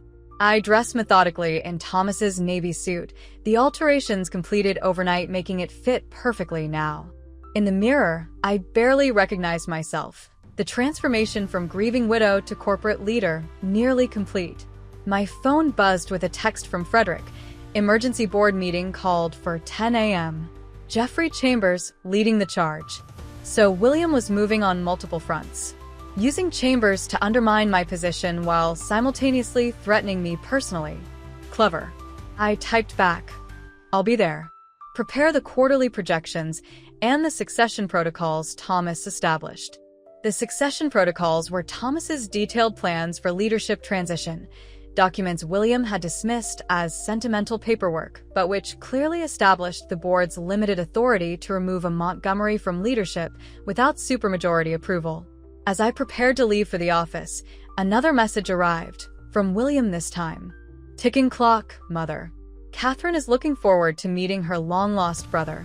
Imagine her surprise when she learns the full story. Noon today. Your decision." I stared at the message, anger replacing fear. He was still bluffing about the meeting today, unaware that I knew Catherine wasn't even in Paris. Instead of responding, I blocked his number and called Agent Daniels. "Mrs. Montgomery," she answered promptly. "I was about to contact you. We've discovered something concerning in the financial records." "More evidence against William?" I asked, gathering my briefcase. "Not exactly. We've found transactions authorized by Thomas Montgomery himself to numbered accounts in Zurich. Regular payments over the past 25 years. Catherine's trust fund. The anonymous financial support Thomas had provided since we located her. Those payments are legitimate," I assured her. "Personal family matters, not corporate funds." "I see." Her tone suggested she didn't entirely believe me. "We'll need documentation to verify that. You'll have it this afternoon. But Agent Daniels, there's something else you should know. William has made contact with someone overseas, someone uninvolved in this situation, and is threatening to reveal sensitive personal information as leverage against me." Her voice sharpened with interest. "Is he attempting to blackmail you, Mrs. Montgomery?" Yes. "To force me to reinstate him at the company and drop the charges?" "We take witness tampering extremely seriously. Can you forward any communications to that effect?" I sent her William's messages immediately, explaining only that they referred to a private family matter from before my marriage to Thomas. This could constitute additional federal charges, Agent Daniels confirmed.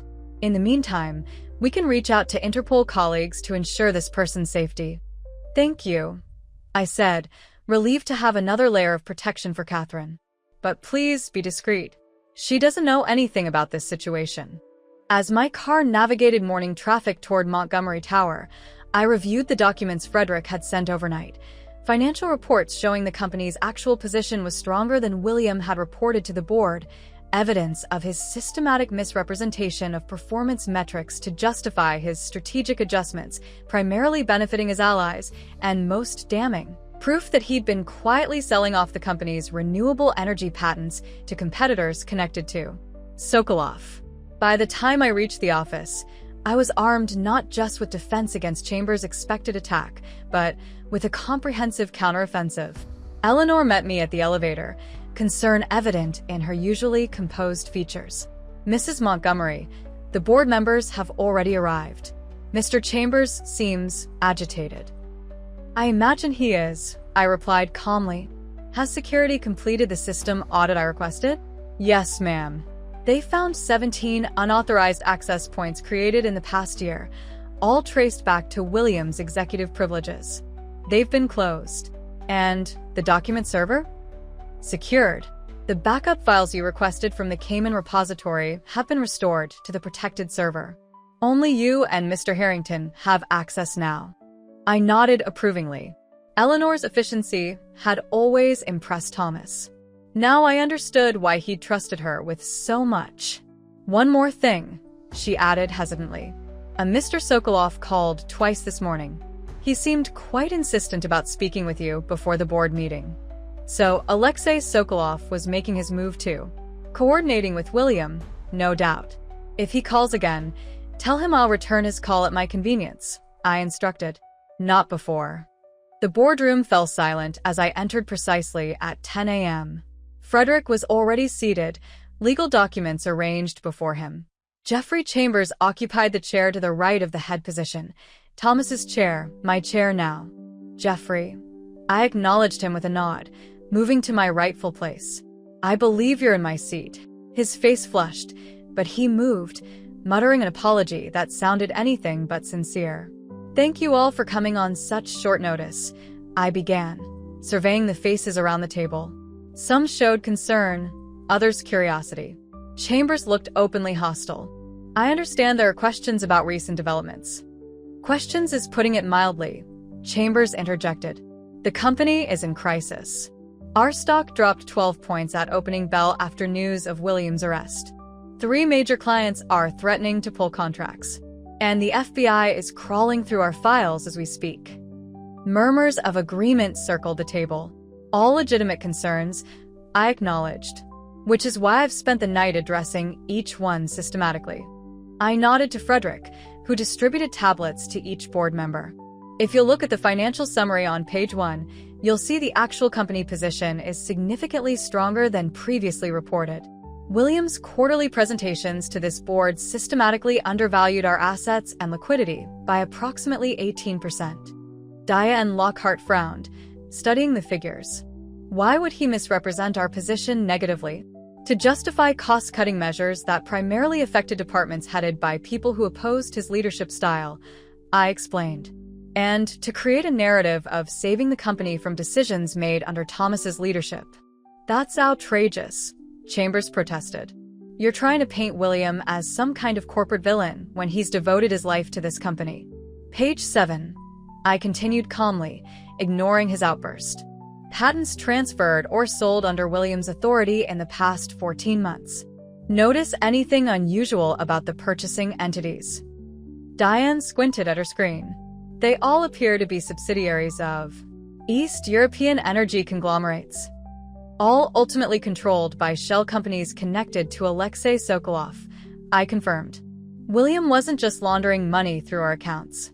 He was selling off our intellectual property, the foundation of our future growth. The revelation landed like a bomb. Even Chambers looked genuinely shocked. These patents represent decades of research, one board member murmured. Billions in potential revenue. Which is why I've already instructed our legal team to initiate proceedings to invalidate the transfers on grounds of corporate malfeasance. I informed them. The paperwork has been filed this morning. Chambers recovered quickly. Even if, and I stress if, these allegations are accurate, they only highlight the need for experienced leadership during this crisis. With all due respect, Victoria, you're not equipped to handle challenges of this magnitude. I smiled thinly. That brings us to the final document in your packets.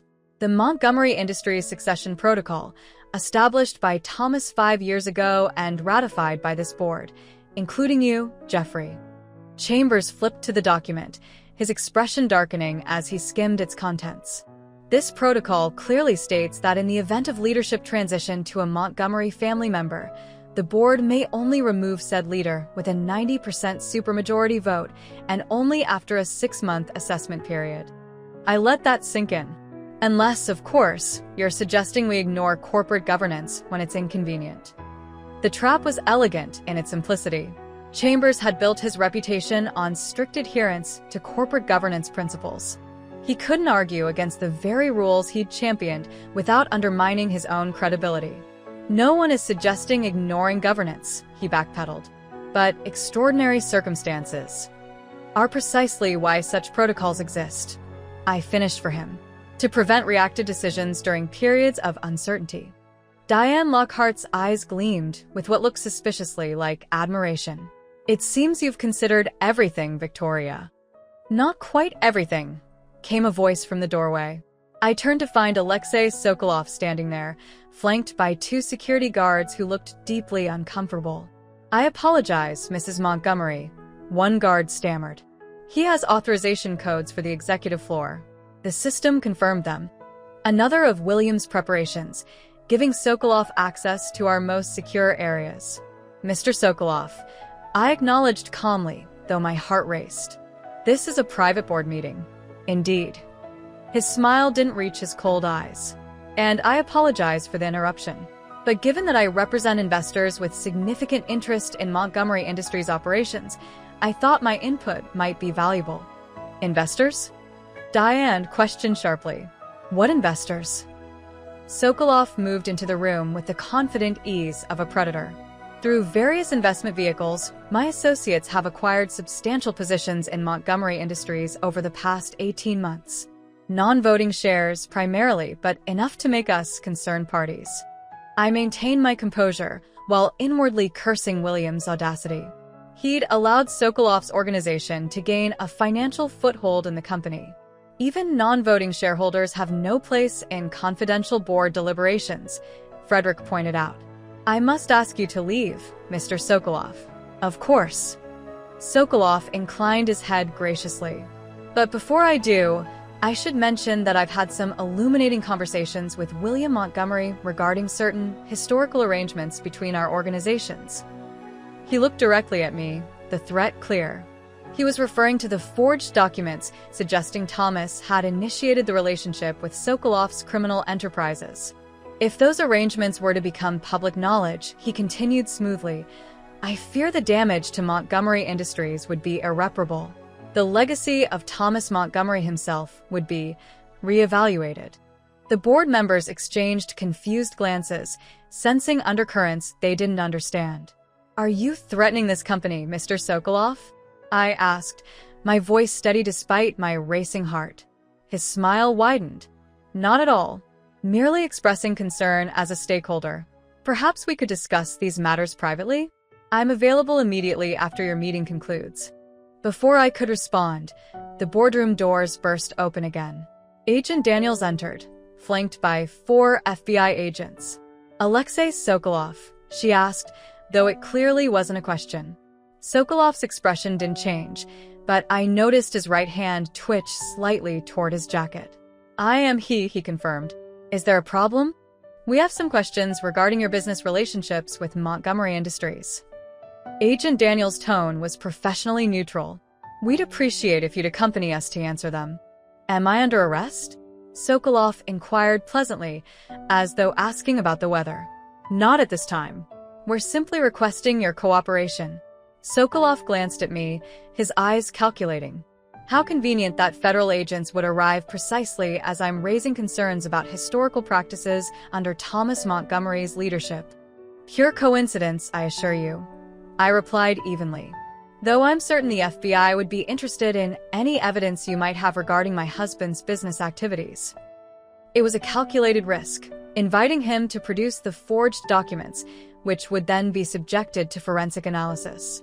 Something in Sokolov's expression shifted, a flicker of uncertainty replacing his confident smile. He recognized the trap. Another time, perhaps, he demurred. I'll gladly answer the FBI's questions. My business with Montgomery Industries has always been conducted with complete transparency. As agents escorted him from the boardroom, he paused at the door. We'll continue our discussion soon, Mrs. Montgomery. There are still many family matters to resolve.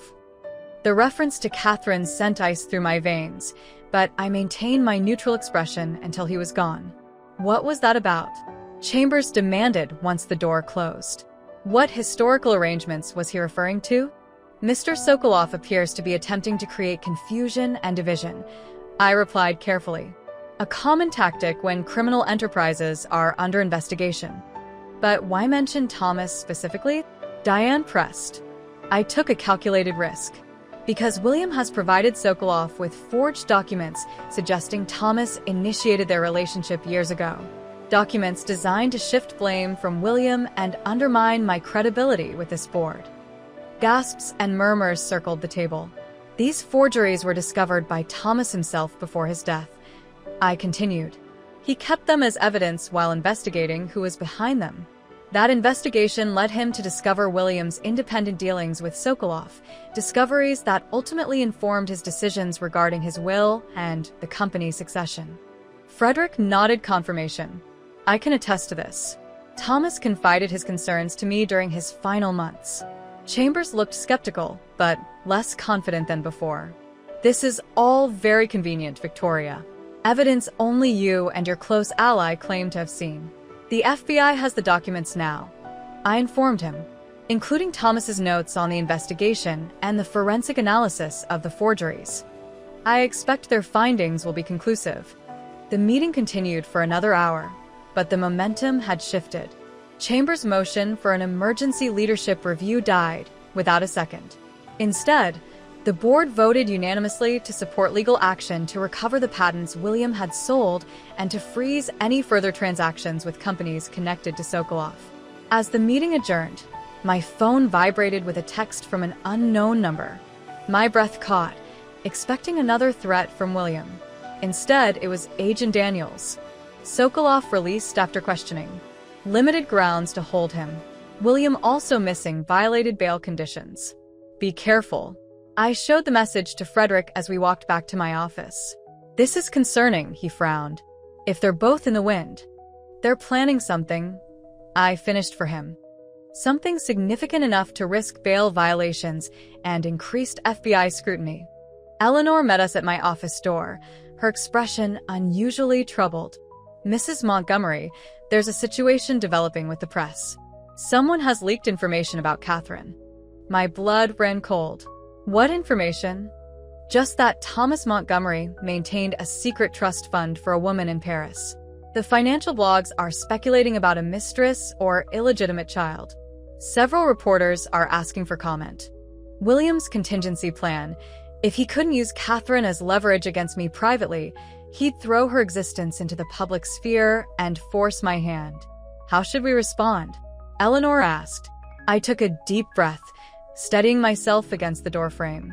This was the moment William believed would break me, exposure of my most carefully guarded secret. Schedule a press conference, I decided. 3 o'clock this afternoon. Frederick looked alarmed. Victoria, are you certain that's wise?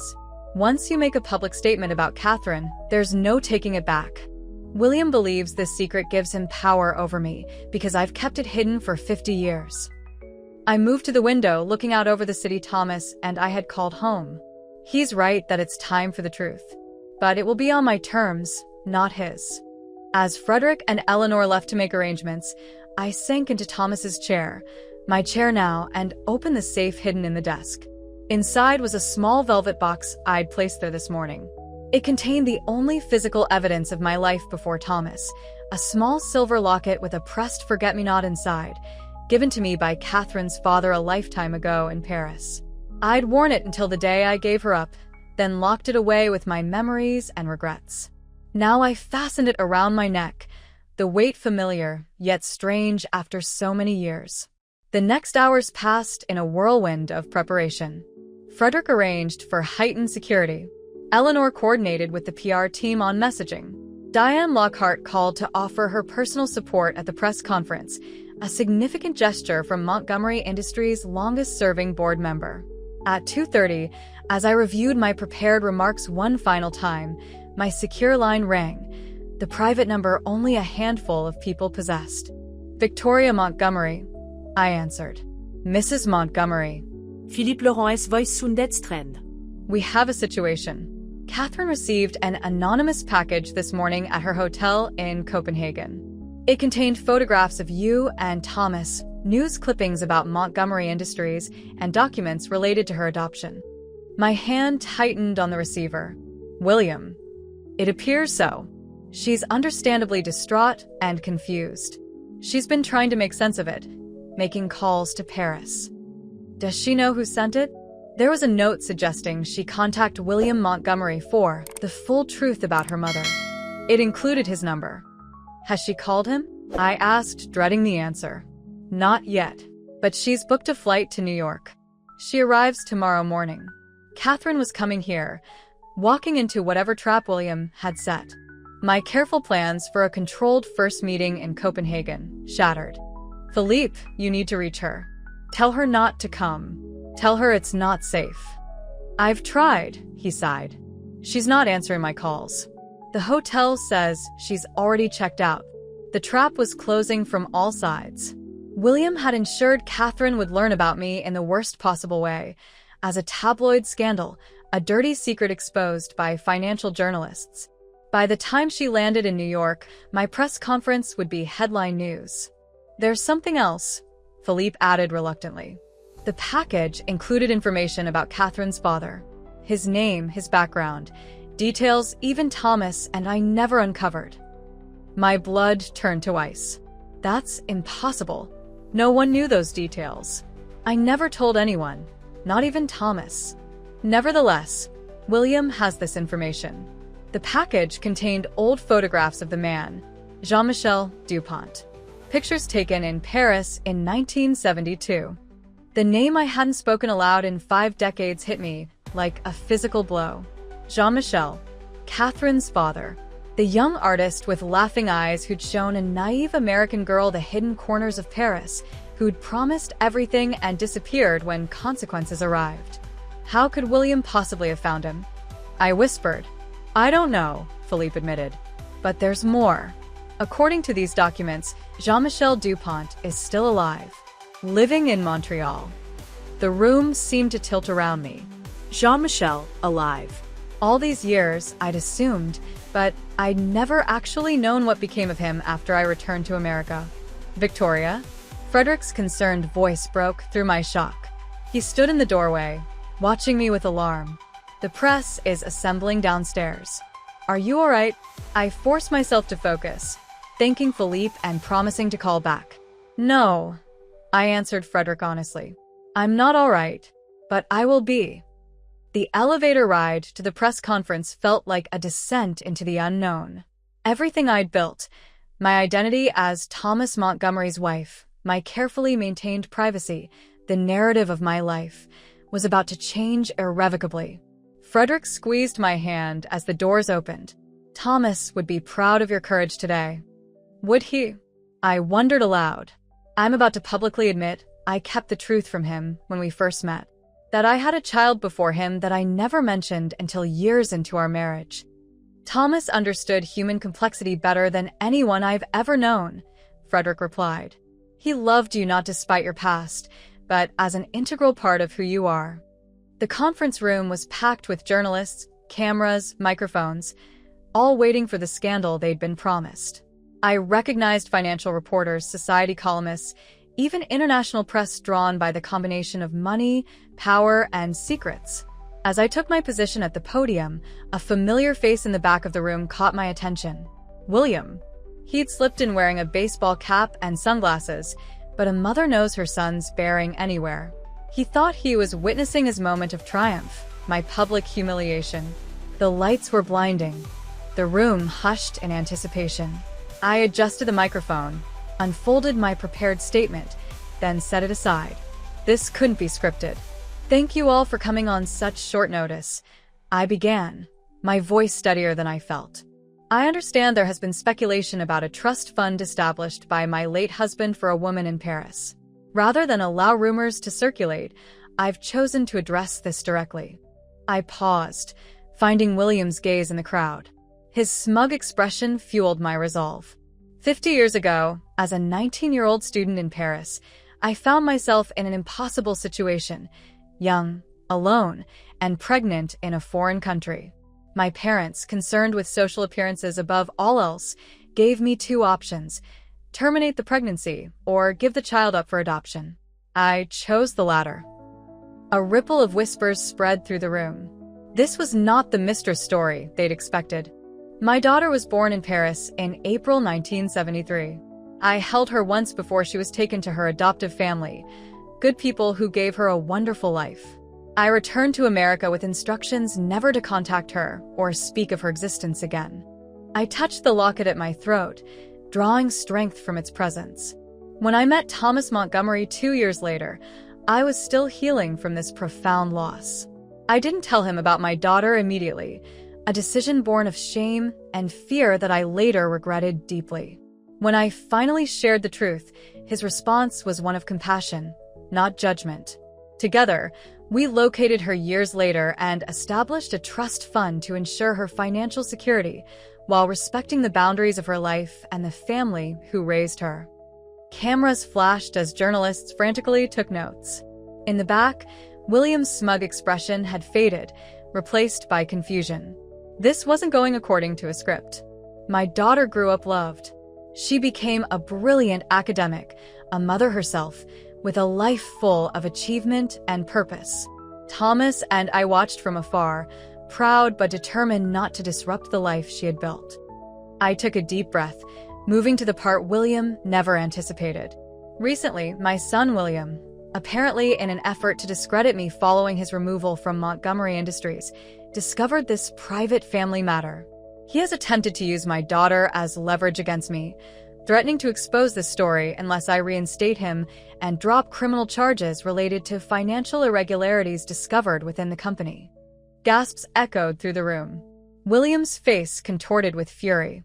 He hadn't expected me to expose his blackmail attempt. I'm sharing this today not because of these threats, but because I'm tired of secrets. Tired of shame for choices made by a frightened girl half a century ago. My daughter deserves to hear this story from me, not as tabloid fodder or as a weapon in a corporate power struggle. I looked directly into the main camera, speaking now not to the journalists but to Catherine, wherever she might be. To my daughter, who may be learning about this in the worst possible way, I have loved you every day of your life, from a distance that felt necessary but never stopped aching. I hope someday you might allow me the chance to tell you the full story in person, but whether or not that day ever comes, know that you have always been in my heart. Tears threatened, but I blinked them back. This moment required strength, not sentiment. As for Montgomery Industries, the company will continue operating according to the principles Thomas established. The board has unanimously rejected attempts to leverage this personal matter against my leadership. The criminal investigation into financial irregularities will proceed without interference. Questions erupted immediately as I finished, journalists shouting over one another. I raised a hand for quiet. I will not be taking questions about my daughter or any aspect of this private family matter. My focus remains on stabilizing Montgomery Industries and cooperating fully with federal authorities regarding the serious allegations against my son. As I stepped away from the podium, William pushed through the crowd toward me, security moving quickly to intercept him. "You think this changes anything?" he shouted, struggling against the guards who restrained him. "This is just the beginning. I know everything about Jean-Michel, about what really happened in Paris." The name cut through the chaos of the room like a knife. How could he possibly know about Jean-Michel? "Your perfect image is finished," William continued, his face contorted with rage. "By tomorrow, everyone will know exactly who Victoria Montgomery really is." As security dragged him from the room, federal agents appeared at the doors, Agent Daniels moving purposefully toward William. "William Montgomery, you're under arrest for violation of bail conditions," she announced. "You have the right to remain silent." I watched as they led him away, his threats still echoing in the crowded room. Whatever William thought he knew about Jean-Michel, whatever he was planning to reveal tomorrow, It was serious enough that he'd risked arrest to deliver his warning in person. Frederick appeared at my elbow, guiding me toward a side exit as journalists continued shouting questions. "That was incredibly brave," he murmured. "It was necessary." I corrected him. "But it may not be enough." William mentioned Jean-Michel specifically. "He knows something, Frederick. Something beyond what even Thomas discovered." In the elevator, I explained Philippe's call about the package sent to Catherine, the revelation that Jean-Michel Dupont was apparently alive in Montreal. "Could Thomas have known and kept it from you?" Frederick suggested gently. I shook my head. Thomas wouldn't have hidden something that significant. Someone else found Jean-Michel recently. Someone who shared that information with William. Sokolov, Frederick concluded grimly. His organization has resources, international connections. If William asked him to locate this man as part of their alliance, the implications were staggering. What did William hope to gain by finding Catherine's father? What could Jean-Michel possibly know that would be useful in William's vendetta against me? Back in my office, I called Philippe again. "I need everything you can find on Jean-Michel Dupont in Montreal. Immediately." "I've already started looking," he assured me. "Preliminary information suggests he's been there since the mid-70s. He's an art professor, semi-retired. Does he have a family? Children?" "I'm still gathering information. But Victoria, there's something else you should know. According to my sources, Jean-Michel has maintained a collection of letters and journals from his time in Paris. He's referenced them in academic papers about the expatriate artist community of the early 70s. Letters, journals, documentation of our relationship, perhaps. But surely nothing that could be weaponized against me 50 years later? Unless a memory surfaced. Jean-Michel's tiny apartment above the café in Montmartre. The political discussions that often went late into the night. His friends, passionate young radicals with dreams of reshaping French society. "Philippe, what do we know about Jean-Michel's political activities in Paris? His associations?" A pause. "Very little. Is it relevant?" "It might be." The pieces were starting to align in my mind. I need to know if he had connections to activist groups, particularly any that might have engaged in direct action. "I'll see what I can find," Philippe promised. "But Victoria, Catherine's flight lands at JFK at 9:40 tomorrow morning. What do you want me to do?" The question that had been weighing on me since learning of her imminent arrival. Let her come into whatever trap William had set? Try to intercept her? Neither seemed right. Book me on the next flight to Copenhagen. I decided suddenly. I need to meet her plane when it lands in New York. After ending the call, I sat in the growing darkness of the office, the city lights blinking on outside the windows. Whatever William thought he had discovered, whatever he planned to reveal, I would face it directly, just as I'd faced the press today. My phone rang again, an unknown international number. "Victoria Montgomery," I answered. Silence on the line. Then a woman's voice, hesitant but determined. "My name is Catherine Laurent. I believe you're my mother." The world stopped. My daughter's voice, heard for the first time in 50 years. Not the infant cries that had haunted my dreams, but a grown woman, her English perfect with just a hint of French accent. Catherine. Her name came out as a whisper. "Yes." "I am." Another silence, heavier than the first. "I received a package this morning," she continued, her tone controlled but tight with emotion. "Pictures. Documents. A trust fund I never knew existed. A life I never knew I had. I'm so sorry," I managed. "This isn't how I wanted you to find out." "And how exactly did you want me to find out?" A flash of anger now. After 50 years of silence. The justified anger of an abandoned child. I had prepared for this, rehearsed explanations in my mind for decades, yet now words failed me. "I watched your press conference," she continued when I didn't immediately respond. "Live streamed from my hotel in Helsinki. You spoke about me to the world before you ever spoke to me directly." "Catherine, please. Do you know what it's like?" she interrupted. "To learn your entire identity is built on secrets? That the woman who gave birth to you has been watching from the shadows your entire life? That your education, your comfortable existence, was secretly funded by strangers. Each question landed like a physical blow. "I never meant to hurt you," I said softly. "Everything Thomas and I did was intended to support you, without disrupting your life." "Without disrupting your life, you mean?" The bitterness in her voice was palpable. "Your perfect existence as Victoria Montgomery, society matriarch, wouldn't accommodate an inconvenient daughter." "That's not true," I protested. "I wanted to contact you so many times. But your adoptive parents, the agreement we made—" "My adoptive parents have been dead for 12 years, she cut in. "What was your excuse then?" I had no answer that wouldn't sound hollow. Fear. Uncertainty. The habitual silence of decades. "I'm coming to New York," she continued after a moment. "Your son William has offered to tell me everything you want. About you. About my father.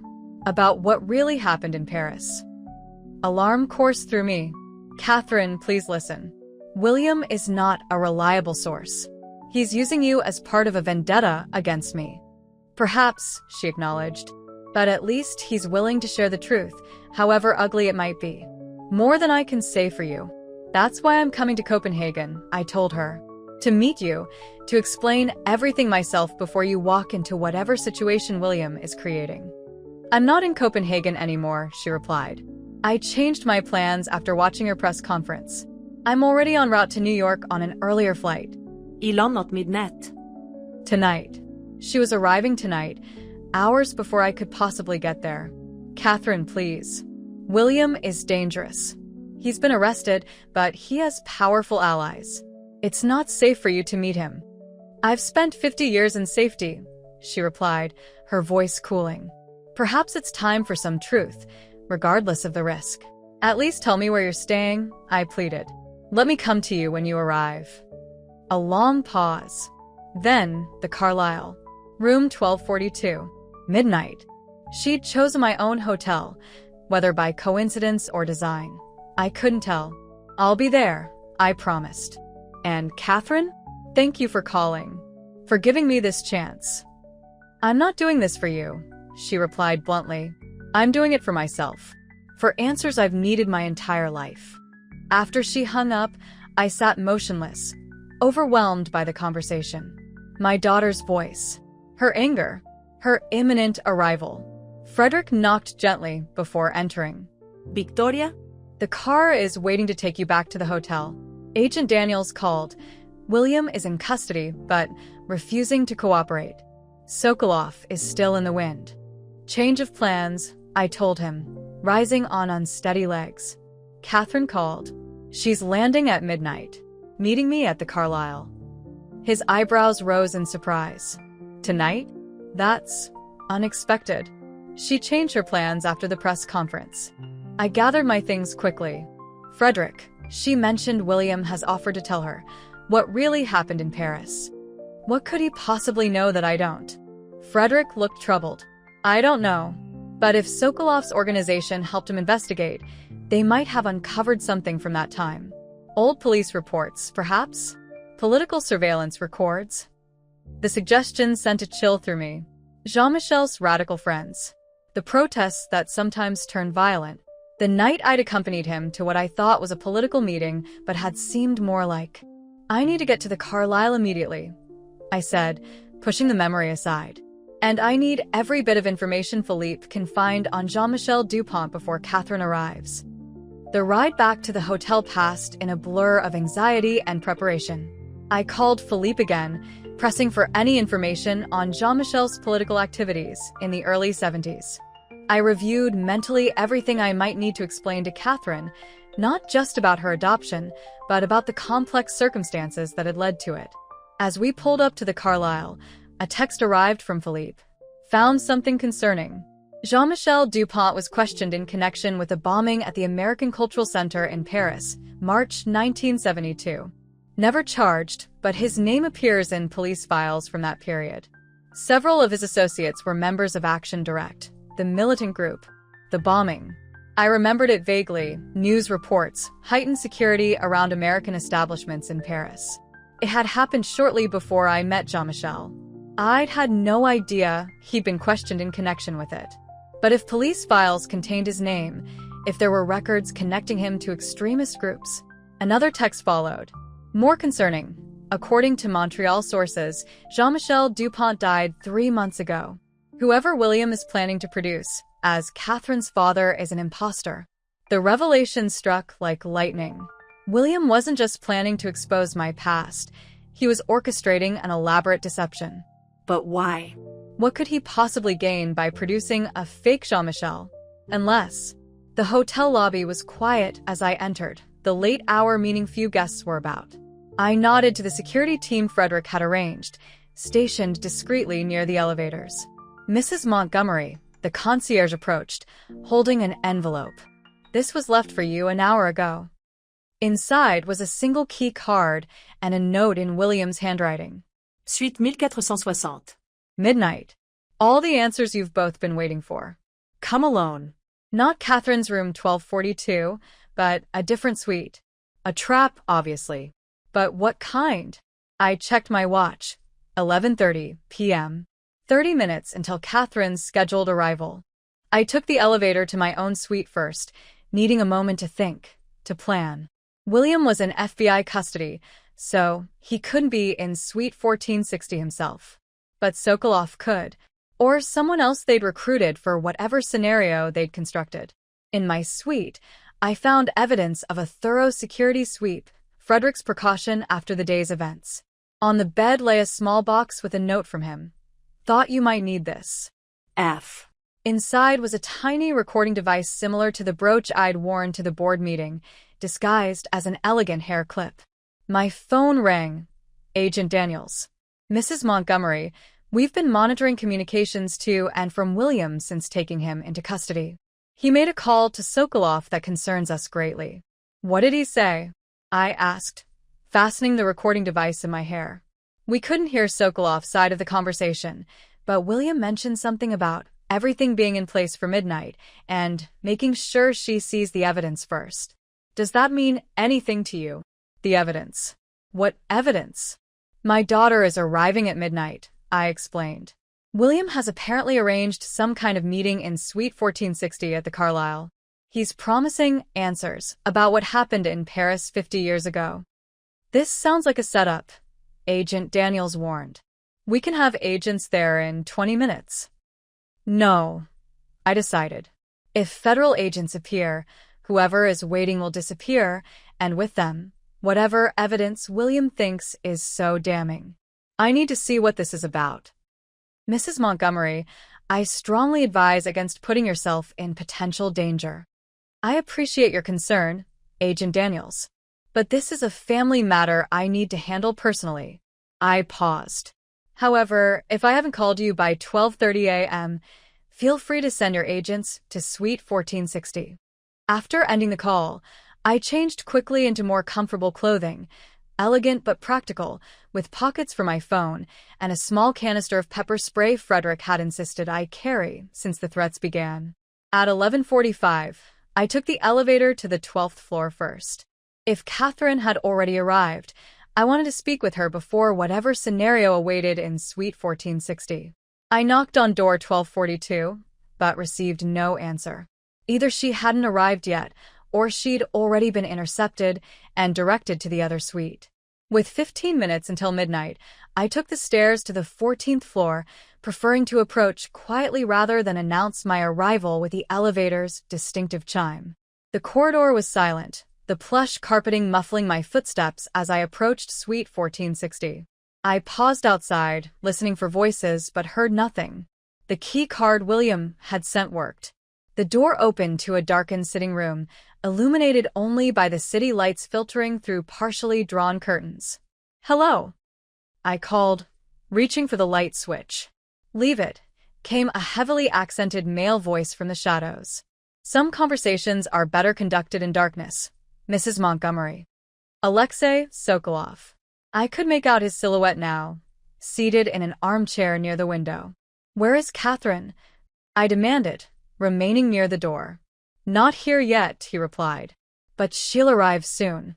William arranged for a car to bring her directly from the airport. "What is this about, Mr. Sokolov? What game are you and my son playing?" He chuckled softly. No game. Merely the conclusion of a story that began 50 years ago in Paris. A story you've tried very hard to keep buried.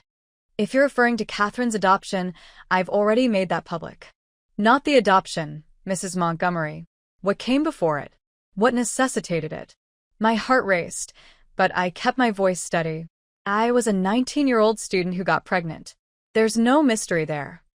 The pregnancy isn't the mystery, Sokolov agreed. It's the circumstances surrounding it. Your relationship with Jean-Michel Dupont and his political activities. I barely knew Jean-Michel.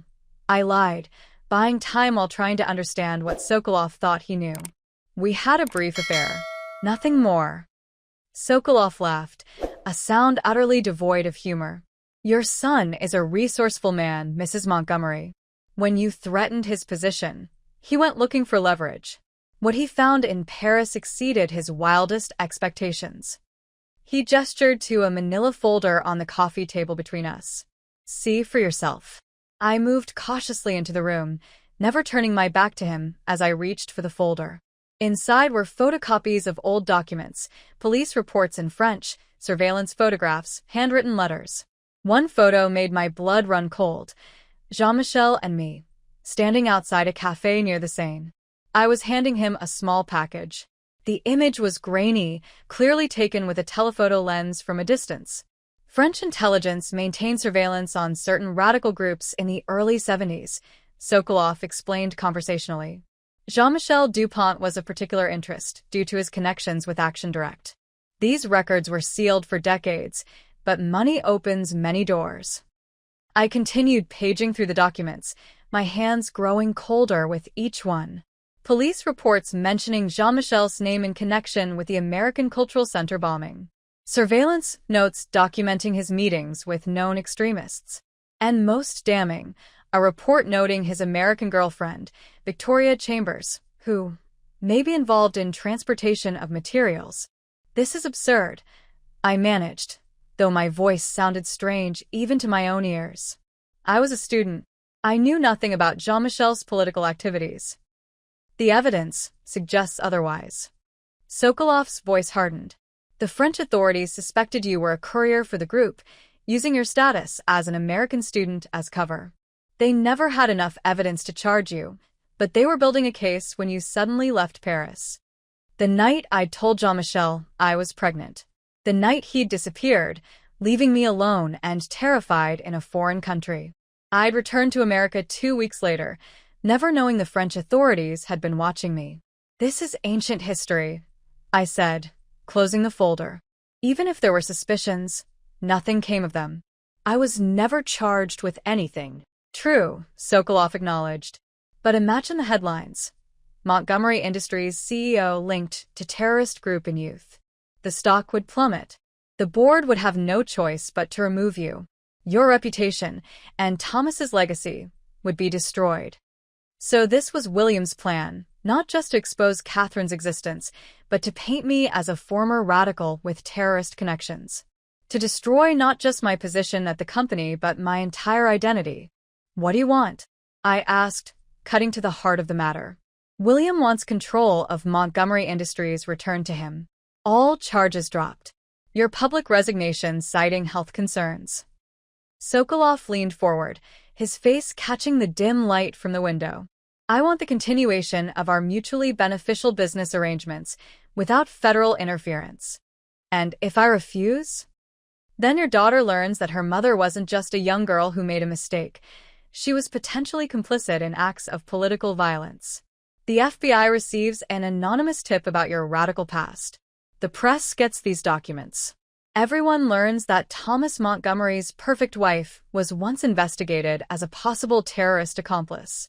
The threat was comprehensive, designed to destroy everything I valued, my relationship with the daughter I'd just found, my position at the company, Thomas's legacy, and possibly even my freedom if the FBI took the allegations seriously. You're asking me to cover up actual crimes, William's money laundering, your organization's illegal activities, to prevent exposure of crimes I never committed, I summarized. Sokolov shrugged. Perception is reality, Mrs. Montgomery. You know that better than most. It doesn't matter what's true, only what people believe.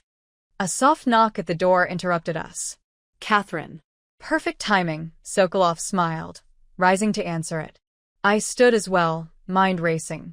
I couldn't let Catherine walk into this trap, couldn't let her first impression of me be shaped by these distorted half-truths. But as Sokolov opened the door, it wasn't Catherine who stood in the hallway. It was Frederick, flanked by Agent Daniels and 4 FBI agents. Alexei Sokolov, Agent Daniels announced, "You're under arrest for extortion, witness tampering, and conspiracy to commit fraud." Sokolov's composure cracked for the first time, confusion replacing his confident smile. "This is a private meeting. You have no right." "We have every right," Agent Daniels corrected him, nodding to the recording device in my hair. "Mrs. Montgomery has been cooperating with our investigation, including wearing a wire to this meeting. We've heard everything, Mr. Sokolov." As agents handcuffed him, Sokolov's eyes found mine, blazing with hatred. "This changes nothing. The documents still exist. Your past will still be exposed." "About those documents," Frederick interjected, picking up the folder I'd set down. "Interesting how surveillance photos from 1972 Paris show clear images of Victoria's face, when French intelligence was still using 35mm cameras with limited telephoto capabilities." He pointed to the damning image of me handing Jean-Michel a package.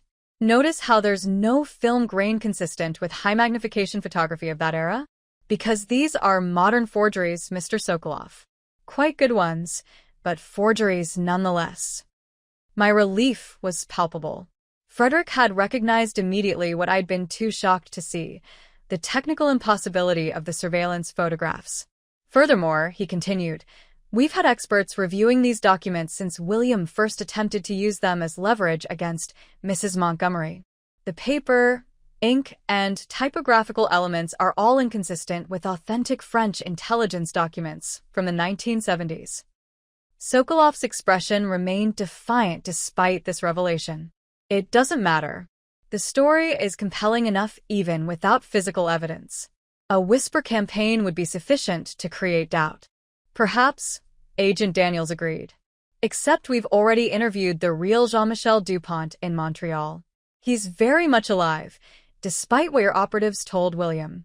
And he's provided a complete statement about his relationship with Victoria Chambers in 1972, including his categorical denial of her involvement in any political activities."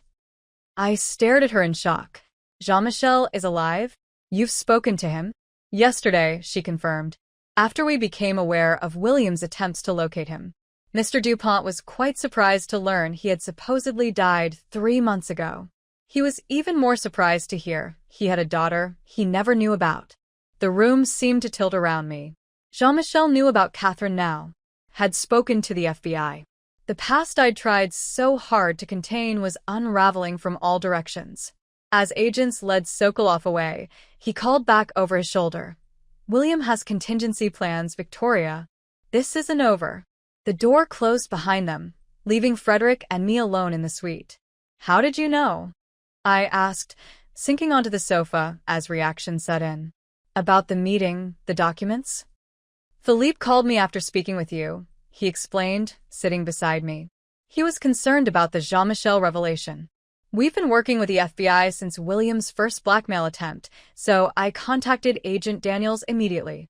I nodded, processing this information. "And Jean-Michel? He's really alive."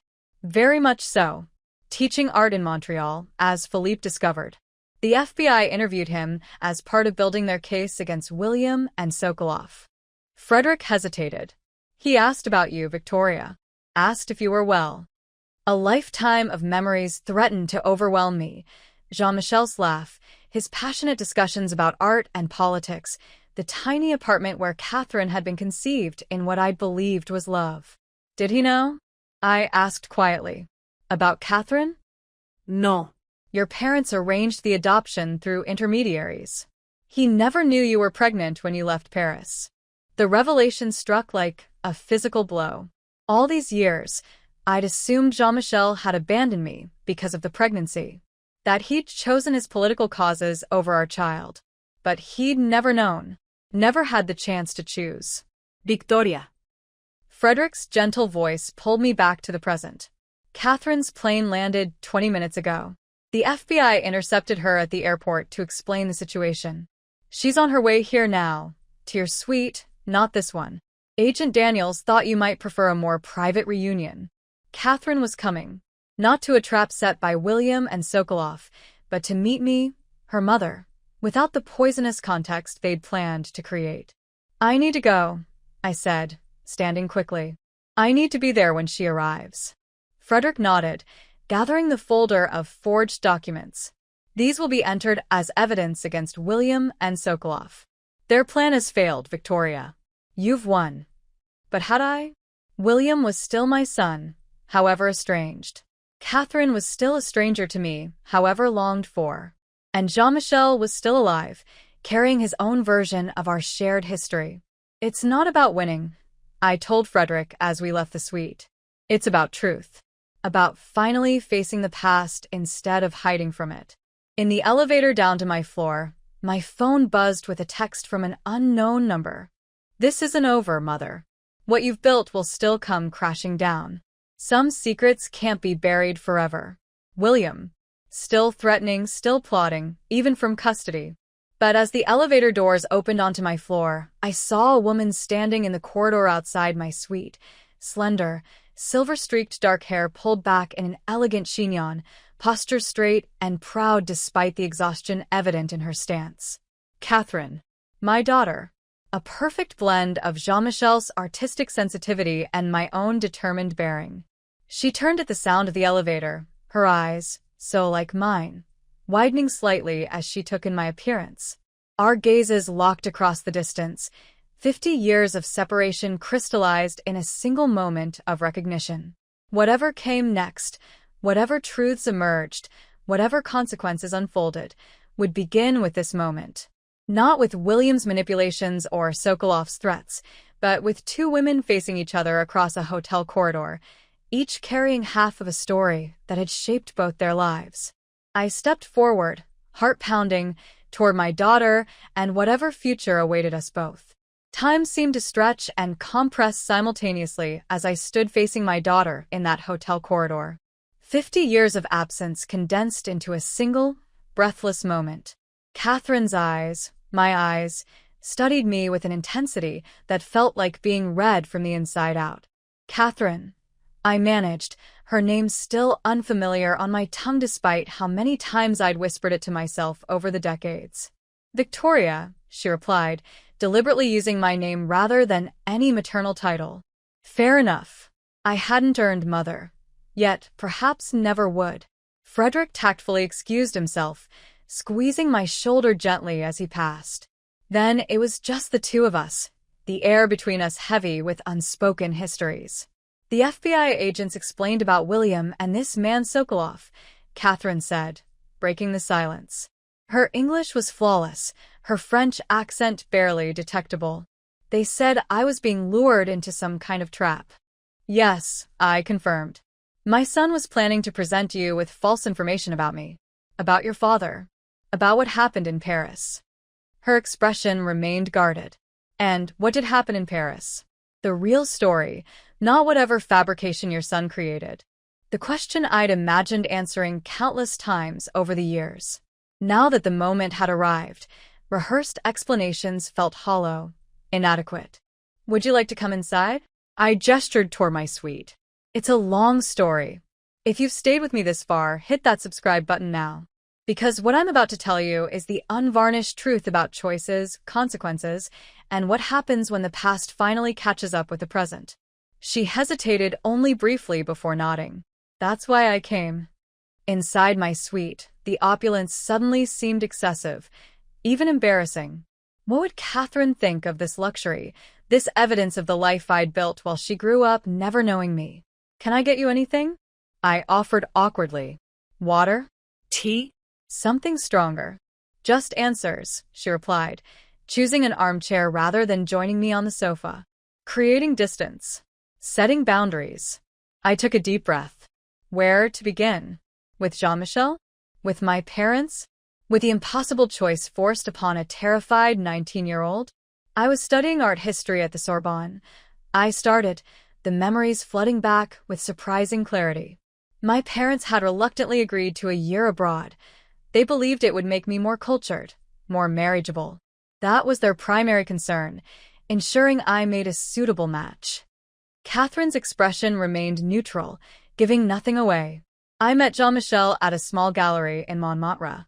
He was the artist, not particularly successful, but extraordinarily talented.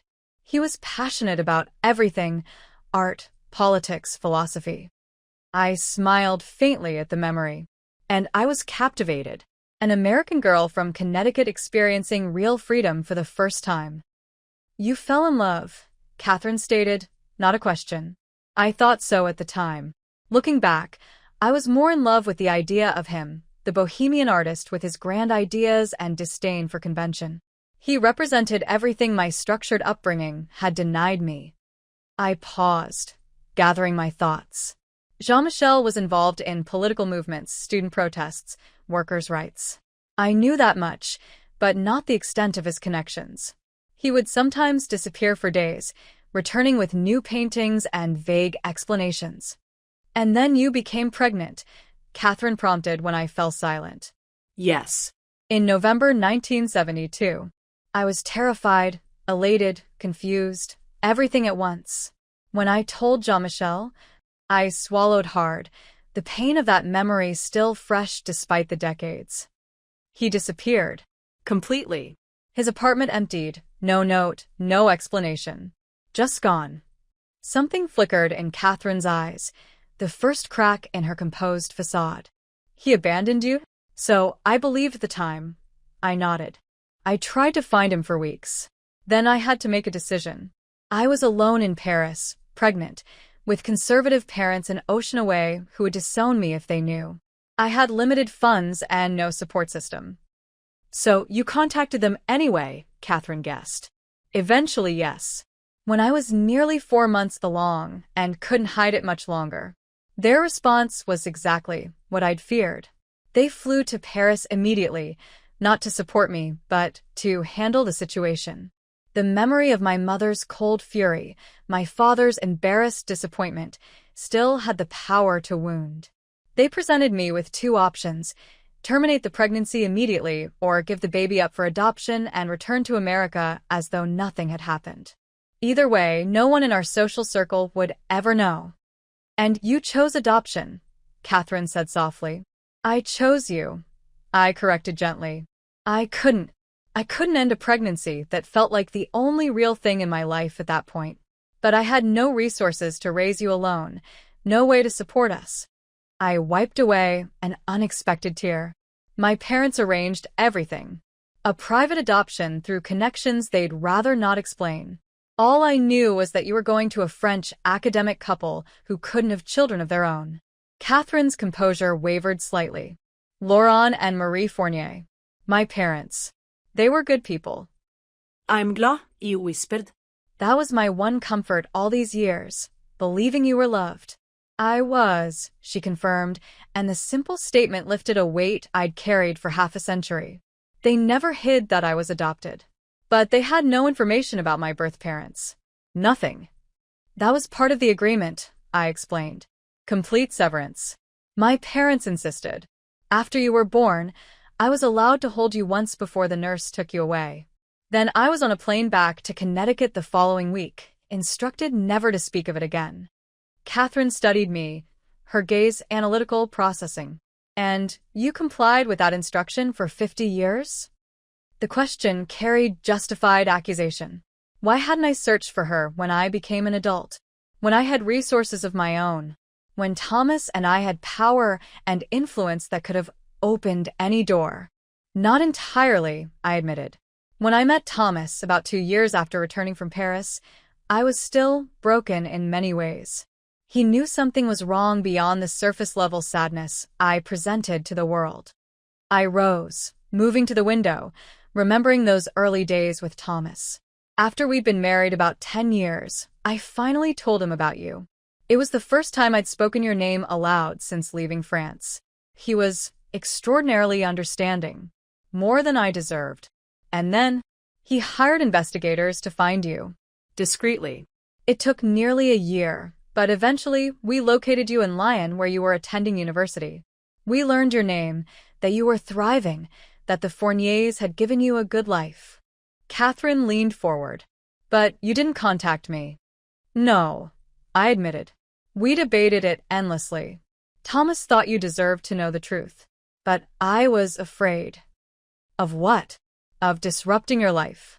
Of causing pain to the parents who had raised you. Of rejection. I turned back to face her. Of facing the consequence of my greatest failure. Giving me up? She asked, her voice carefully controlled. No, i ensuara tu nașli. Not fighting harder to keep you. Accepting my parents' terms instead of finding another way. Taking the path of least resistance back to a comfortable life while leaving part of my heart behind in Paris. Something shifted in Catherine's expression, not forgiveness, exactly, but perhaps understanding. She reached into her bag and removed a small, worn photograph. This was in the package William sent. The only thing that wasn't a forgery, apparently. She handed it to me. I gasped softly. It was a picture of me at 19, standing on the steps of the Sorbonne, laughing at something off camera. Jean-Michel had taken it during our first month together. Where did William find this? I wondered aloud. The FBI agent said they believe your son's associates located Jean-Michel months ago, before they concocted the story about him being dead. Catherine paused. He's alive, you know. In Montreal. Yes, I confirmed. I just learned that today. Catherine's next question caught me off guard. Did you love him? Truly. Did I? The young girl I'd been had certainly believed so. But with 50 years of perspective, I loved who I thought he was, I answered carefully. But I didn't really know him. Not completely. We had only a few months together before I discovered I was pregnant. And now I know he was involved in political groups more radical than I understood at the time. The FBI agents mentioned that. Catherine nodded. Something about forged documents suggesting you were involved in extremist activities. William's attempt to destroy my reputation, I explained. Creating a narrative that I wasn't just a young girl who got pregnant, but potentially involved with radical groups that committed acts of violence. And you weren't? Catherine asked directly. Absolutely not, I stated firmly. I attended a few student protests with Jean-Michel. I heard passionate political discussions in his apartment. But I was never involved in anything beyond that. I was naive, infatuated, but not radical. Catherine nodded, seemingly satisfied with my answer. And Jean-Michel? Was he involved in these violent activities? I don't know, I admitted.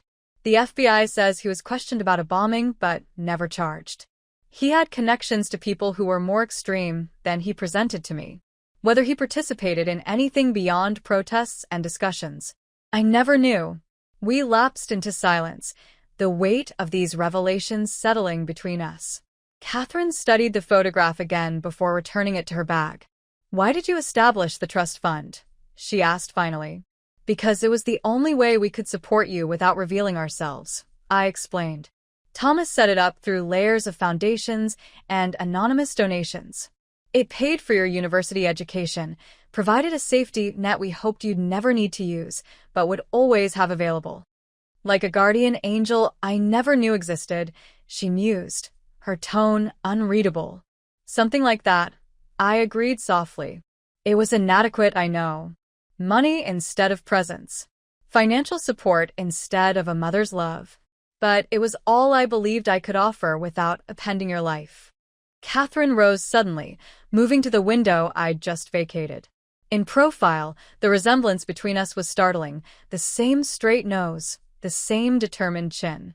Yet there was something of Jean-Michel in her eyes, in the thoughtful way she considered the city, lights below. I have children, she said abruptly. 2 daughters, 18 and 22. They're in Paris now, staying with friends. I didn't tell them where I was going or why. Granddaughters. The knowledge sent a wave of emotion through me so powerful, I had to sit down.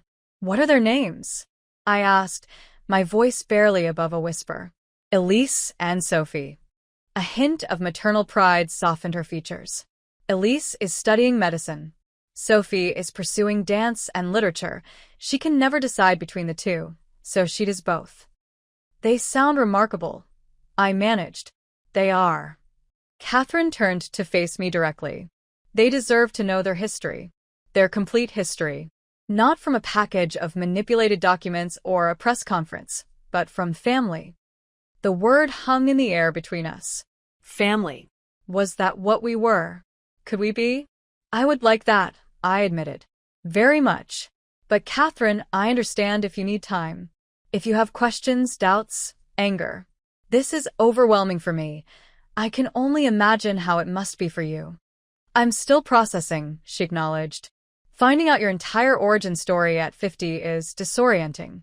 Learning that the woman you glimpsed occasionally in academic journals and business publications is actually your birth mother, it requires adjustment.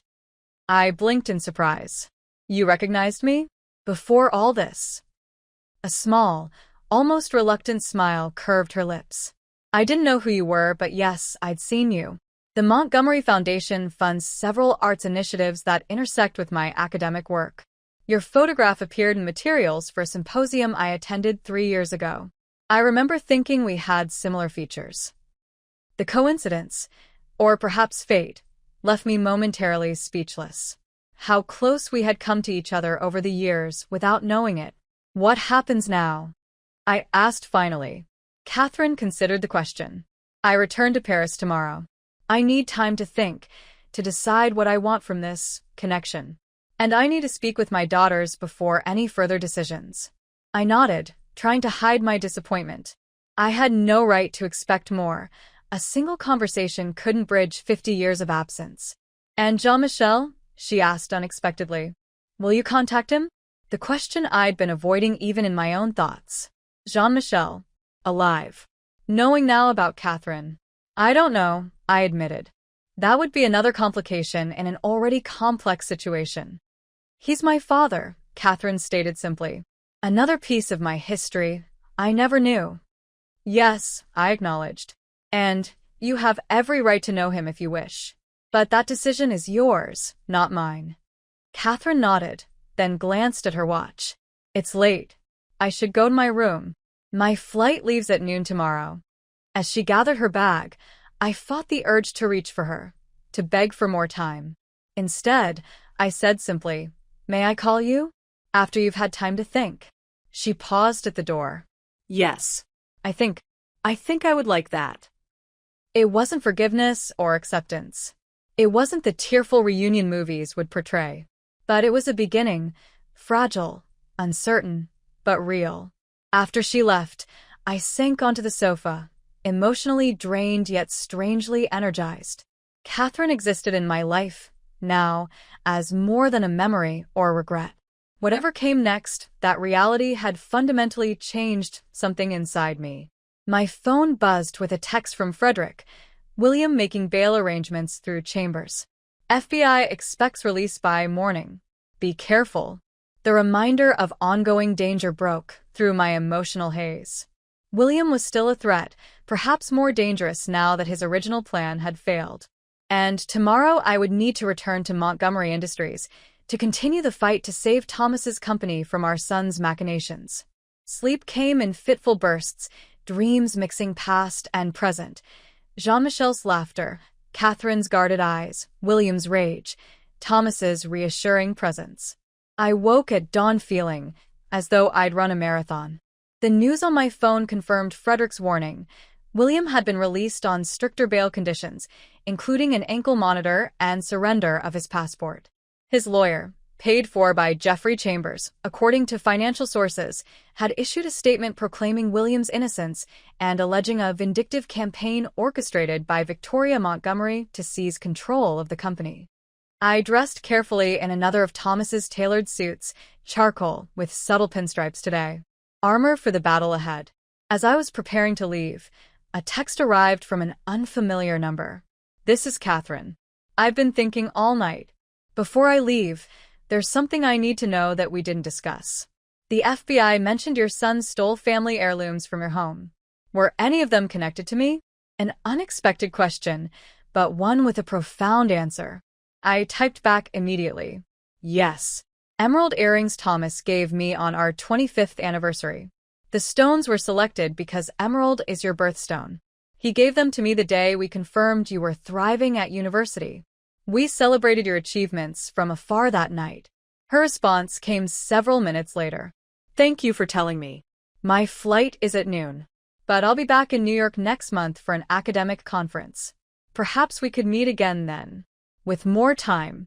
Hope bloomed in my chest. I would like that very much. Also, she added, I've decided to contact Jean-Michel. Whatever happened between you two, he is part of my history. I understand, I replied, and found that I truly did. Please let me know if you have questions I can answer about that time. With that bittersweet exchange complete, I turned my attention to the day ahead. Frederick was waiting in the lobby, his expression grave. William has called an impromptu press conference for 9 this morning, he informed me as we walked to the car. According to our sources, he plans to present evidence of corruption at the highest levels of Montgomery Industries. More forged documents? I guessed. Possibly. Or a new angle entirely. William is nothing if not creative in his desperation. The morning traffic crawled, my anxiety mounting with each passing minute. Whatever William was planning, it was calculated to inflict maximum damage, to me personally, to the company, to Thomas's legacy. We should prepare a response, I decided. Schedule our own press conference for immediately after his. Whatever accusations he makes, we need to counter them quickly and decisively. Frederick nodded, already typing on his phone. Diane Lockhart called earlier. The board is nervous about William's release and this press conference. She's keeping them calm for now, but they'll want reassurance. Tell her I'll meet with them at 11, I instructed, after we see what William has to say. As we pulled up to Montgomery Tower, the media presence was already substantial. Cameras and reporters clustered near the entrance, waiting for William's promised revelations. Eleanor met us at the executive elevator, tablet in hand.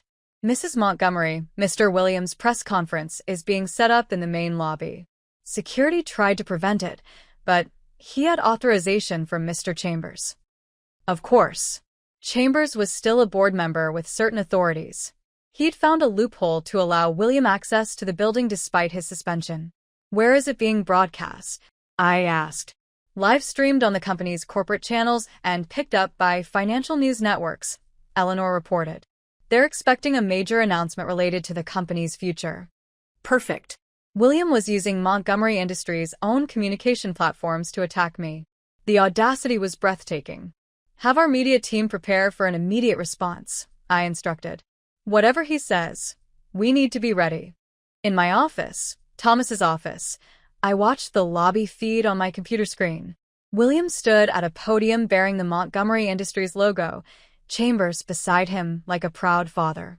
Despite his recent arrest, my son looked immaculate in a bespoke suit, his expression grave and determined.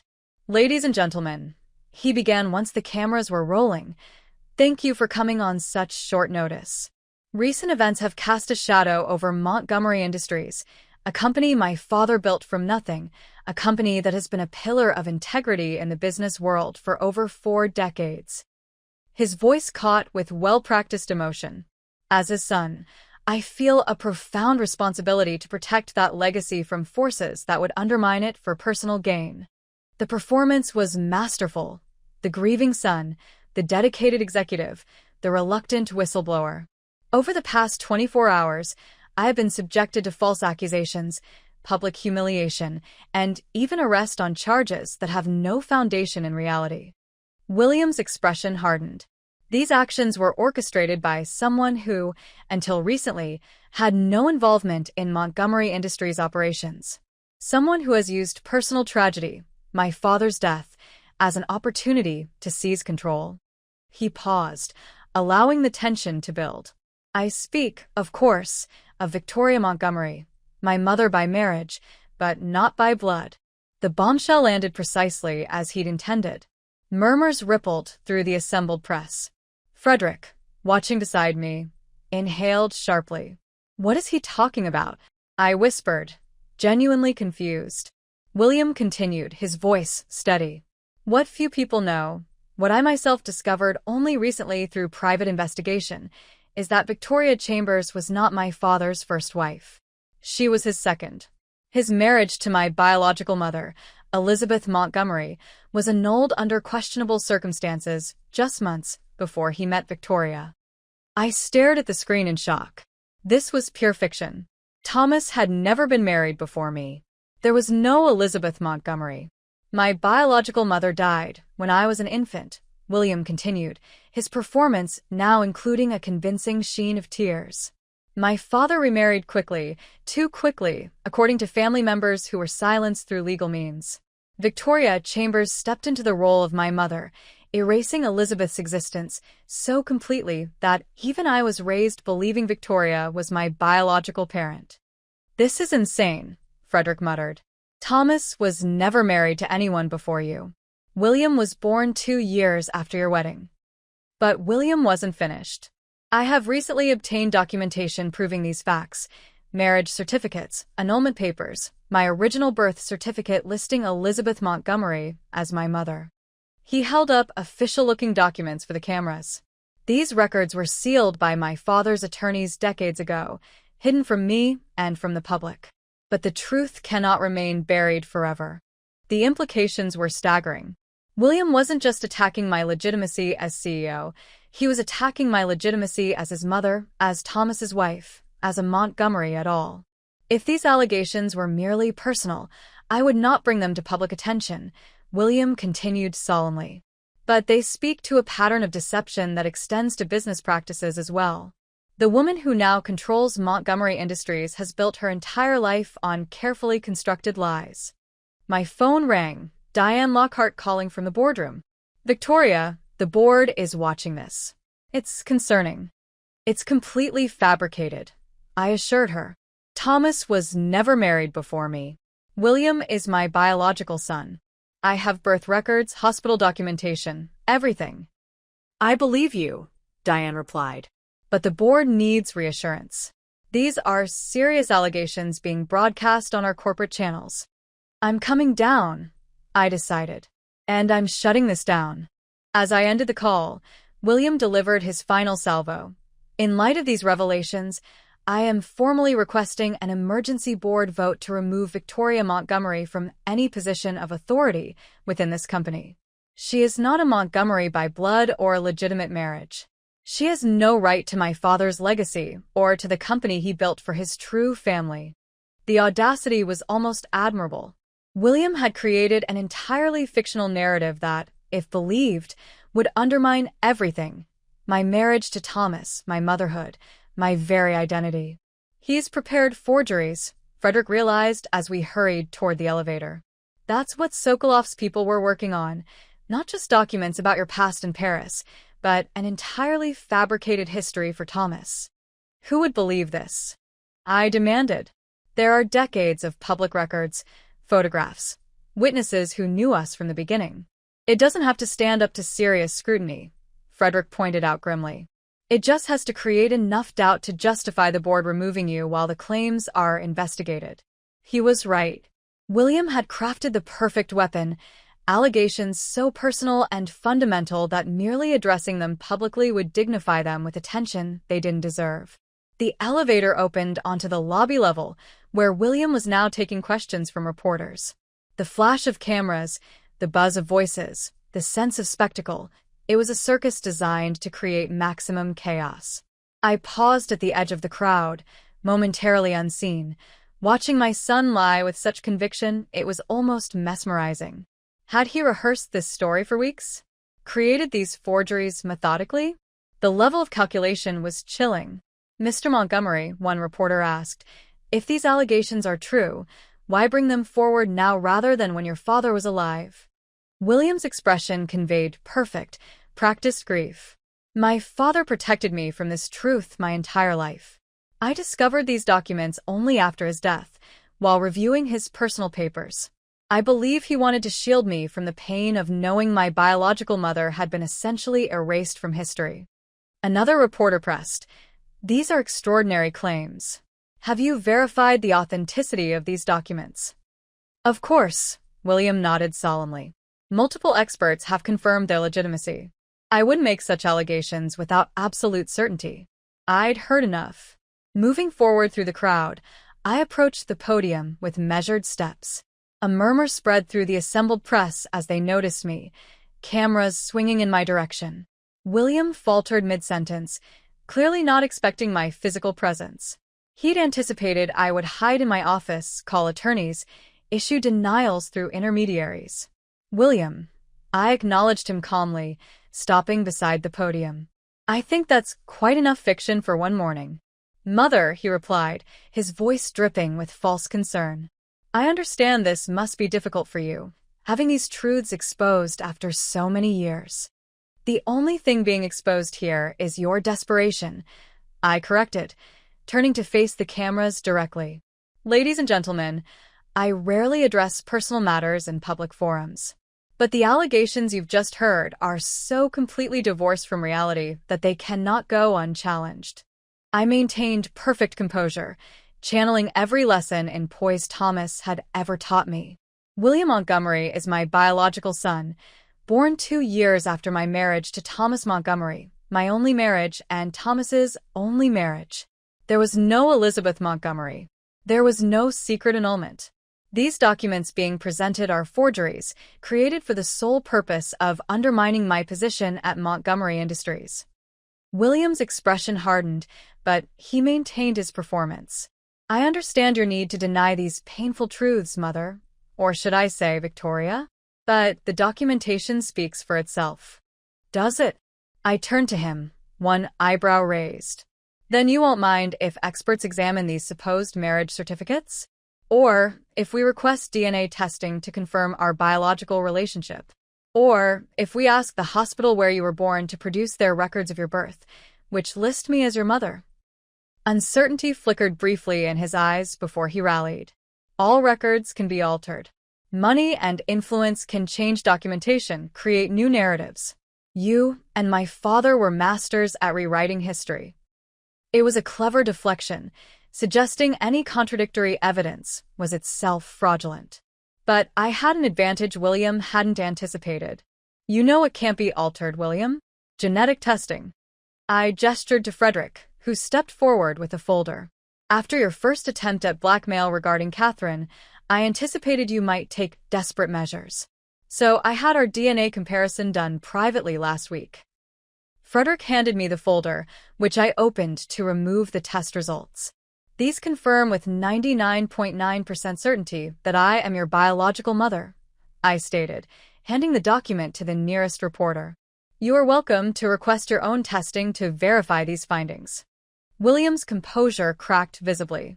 He hadn't expected this level of preparation. This proves nothing, he blustered. DNA tests can be manipulated like anything else. By whom? I challenged. The testing was done by an independent laboratory with no connection to Montgomery Industries. The samples were submitted under pseudonyms to prevent any potential influence. The results are scientifically unimpeachable. I turned back to the press. William Montgomery was suspended from his position at this company after evidence emerged of financial improprieties, including potential money laundering. Rather than address these serious allegations, he has chosen to fabricate an elaborate fiction about his parentage. The tide was turning. I could feel it in the room. The skeptical looks now directed at William rather than me, the reporters exchanging glances that suggested they recognized they were witnessing a desperate man's last stand. This press conference is now concluded, I announced firmly. Montgomery Industries will be issuing a formal statement addressing these false claims and providing documentation that confirms their fraudulent nature. As security moved in to escort William from the podium, he made one final, reckless attempt. Ask her about Paris, he shouted over the growing murmurs. Ask her about Jean-Michel Dupont and the bombing. Ask her why she really gave up her daughter. The words hit their mark. The press fell momentarily silent, then erupted in a cacophony of questions. What daughter? What bombing? Who is Jean-Michel Dupont? William's smile was triumphant despite his failure. He'd ensured that even as his primary attack failed, the shrapnel would still wound me. I raised a hand for silence, making a split-second decision. No more secrets. No more hiding. Yesterday, I held a press conference addressing the existence of a daughter I gave birth to in Paris 50 years ago, long before I met Thomas, I stated calmly. That daughter was placed for adoption due to circumstances beyond my control as a young woman. Any insinuation that this personal history involves criminal activity is categorically false and potentially libelous. I fixed William with a steady gaze. My son appears determined to weaponize every aspect of my past in his campaign to regain control of this company. It's a desperate strategy that speaks volumes about his character and his fitness to lead. Security had reached William now, flanking him on either side. But before they could escort him out, another voice rang through the lobby, strong, female, unmistakably authoritative. I believe I can address some of these questions directly. Catherine stood at the entrance to the lobby, elegant in a tailored navy suit that eerily echoed my own corporate attire. The crowd parted instinctively as she approached the podium. My name is Catherine Laurent, she announced, her voice steady. I am the daughter Victoria Montgomery has referenced, born in Paris in 1973 and adopted by a French couple. The press erupted again, cameras flashing frantically. William's expression shifted from triumph to confusion. I learned of my connection to Victoria Montgomery only recently, Catherine continued once the noise subsided. Not through any revelation she chose to make, but through the deliberate actions of William Montgomery, who attempted to use my existence as leverage against her. She turned to face William directly. You sent me forged documents suggesting my mother was involved in criminal activities in Paris. You attempted to manipulate me into becoming a weapon in your vendetta against her. You claimed to offer truth while dealing exclusively in lies.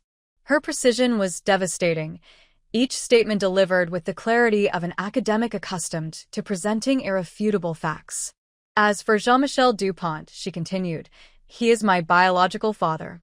He has confirmed to authorities that Victoria Chambers, as she was then known, had no involvement in any political extremism or illegal activities during their brief relationship in Paris. William's face had lost all color. His contingency plan, Catherine as a weapon against me, had not only failed but backfired spectacularly. I changed my flight, Catherine explained, turning to me with the ghost of a smile. I decided some things shouldn't wait a month to be addressed. The gratitude I felt in that moment was beyond expression. This daughter I barely knew had chosen to stand beside me when it mattered most. I believe this concludes today's unexpected drama, Catherine announced to the press with a professor's dismissive authority. I would appreciate privacy as my mother and I navigate our newly discovered relationship. Any further attempts to exploit this situation for corporate or personal gain will be met with appropriate legal response. As security finally removed a shell-shocked William from the lobby, Catherine stepped away from the podium to join me. Thank you, I whispered as we walked toward the elevators, ignoring the shouted questions behind us. I couldn't let his lies stand, she replied simply. Some instinct told me he would try something like this when his first plan failed. In the privacy of the elevator, I studied her profile. This daughter, who had inherited not just my appearance but apparently my instinct for strategic thinking as well. Your flight? I asked. Rescheduled for tomorrow, she confirmed. I thought we might need more time to talk. About everything. Everything encompassed so much. Our past, our potential future, Jean-Michel, William, the complicated web of relationships that defined us both. I'd like that, I agreed softly. The elevator opened onto the executive floor, where Diane Lockhart waited with several board members. Their expressions ranged from shock to admiration as Catherine stepped out beside me. Victoria, Diane began, recovering quickly, the board has witnessed the events downstairs. We'd like to convene immediately to address William's allegations and reaffirm our confidence in your leadership. I nodded, turning to Catherine. This may take some time. I understand, she replied. I'll wait in your office, if that's acceptable. As she walked away, Chambers emerged from the boardroom, his face flushed with anger. This circus has gone on long enough, he declared. The board needs to vote immediately on leadership before this company is irreparably damaged. By all means, Jeffrey. I agreed calmly. Let's put it to a vote. The boardroom was tense as we assembled, the morning's dramatic events having pushed everyone to an emotional edge. Chambers immediately moved for a vote of no confidence in my leadership, citing the ongoing personal scandals and distractions from core business. But William's transparent lies and Catherine's unexpected appearance had shifted the dynamics significantly. When the votes were tallied, only Chambers himself supported removing me. Even board members who had previously expressed reservations now voted to maintain my position as CEO. The board has spoken, Diane announced, satisfaction evident in her voice. Victoria Montgomery remains CEO of Montgomery Industries with our full confidence. Chambers stood abruptly. This is a mistake you'll all regret. William Montgomery built this company's current success. Without him, we'll avoid federal prosecution for money laundering and intellectual property theft, Diane interrupted sharply. Jeffrey, your loyalty to William is admirable but misplaced. The evidence against him is substantial and growing daily. Then I resign, Chambers declared dramatically. I won't be part of this coup against Thomas Montgomery's true legacy. No one attempted to stop him as he stormed out. His departure felt like the closing of a chapter, the last of William's allies within the company's leadership removed. We should address the press again, Diane suggested after he'd gone. Present a united front. Agreed, I nodded. But first, I need a moment with my daughter. Catherine was waiting in my office as promised, studying the photographs on the credenza, images of Thomas and me throughout our marriage, including several with William as a child. He seems happy there, she observed as I entered. William, I mean, in these family pictures. He was, I confirmed, the realization bringing fresh pain. For many years, he was a loving son. Somewhere along the way, that changed. What will happen to him now? She asked. Legally? The evidence against him is substantial. He'll likely face federal charges for financial crimes, possibly witness tampering related to his attempts to use you against me. I sighed heavily. As his mother, I wish I could protect him. As CEO of this company, I have a responsibility to see justice done. Catherine nodded thoughtfully. The duality of your position is challenging. It always has been, I admitted. Even before this crisis. Balancing motherhood with supporting Thomas's vision. Now balancing maternal instinct with corporate responsibility. And where do I fit in this balance? She asked directly. The question I'd been asking myself since learning she was coming to New York. Where did this daughter, this accomplished, intelligent woman with her own life and family, fit into my carefully structured existence? Wherever you choose, I answered honestly. I have no right to make demands or expectations after 50 years of absence. But I would like to know you, Catherine. To understand the life you've built, the person you've become. To meet your daughters, if that's ever something you consider. She was silent for a long moment, considering my words. I've spent the past 24 hours trying to reconcile the mother I imagined all these years with the woman standing before me. The powerful CEO commanding a global corporation. The woman who gave birth to me in Paris when she was barely more than a girl herself. And I prompted gently when she paused. And I'm still reconciling, she admitted. But I think I would like to try knowing you as well. Slowly. With boundaries. But genuinely. It was more than I deserved, more than I dared hope for. I would like that very much. Before we could continue, my phone buzzed with an urgent message from security. William Montgomery attempting to access executive floor. Security interceding. FBI agent en route. Even now, even after his public humiliation and the collapse of his schemes, William was still fighting, still refusing to accept defeat. We need to go, I told Catherine, explaining the situation quickly. William is in the building, trying to reach us. We took the private elevator to the parking garage, where Frederick waited with a car. But as we approached, a figure stepped out from behind a concrete pillar. William, his expression wild, his usual immaculate appearance disheveled. Running away, mother, he called, his voice echoing in the cavernous space. taking your new daughter and abandoning the old family, just like you abandoned her? Security personnel appeared at the garage entrance, moving cautiously toward him. William ignored them, his focus entirely on me. "William, please," I implored, keeping Catherine slightly behind me. "Don't make this worse. The FBI is coming. You're already facing serious charges." He laughed, a hollow, broken sound. "Worse? How could it possibly be worse? You've taken everything, the company, my reputation, my future. What more could you possibly take?" "I didn't take anything," I corrected gently.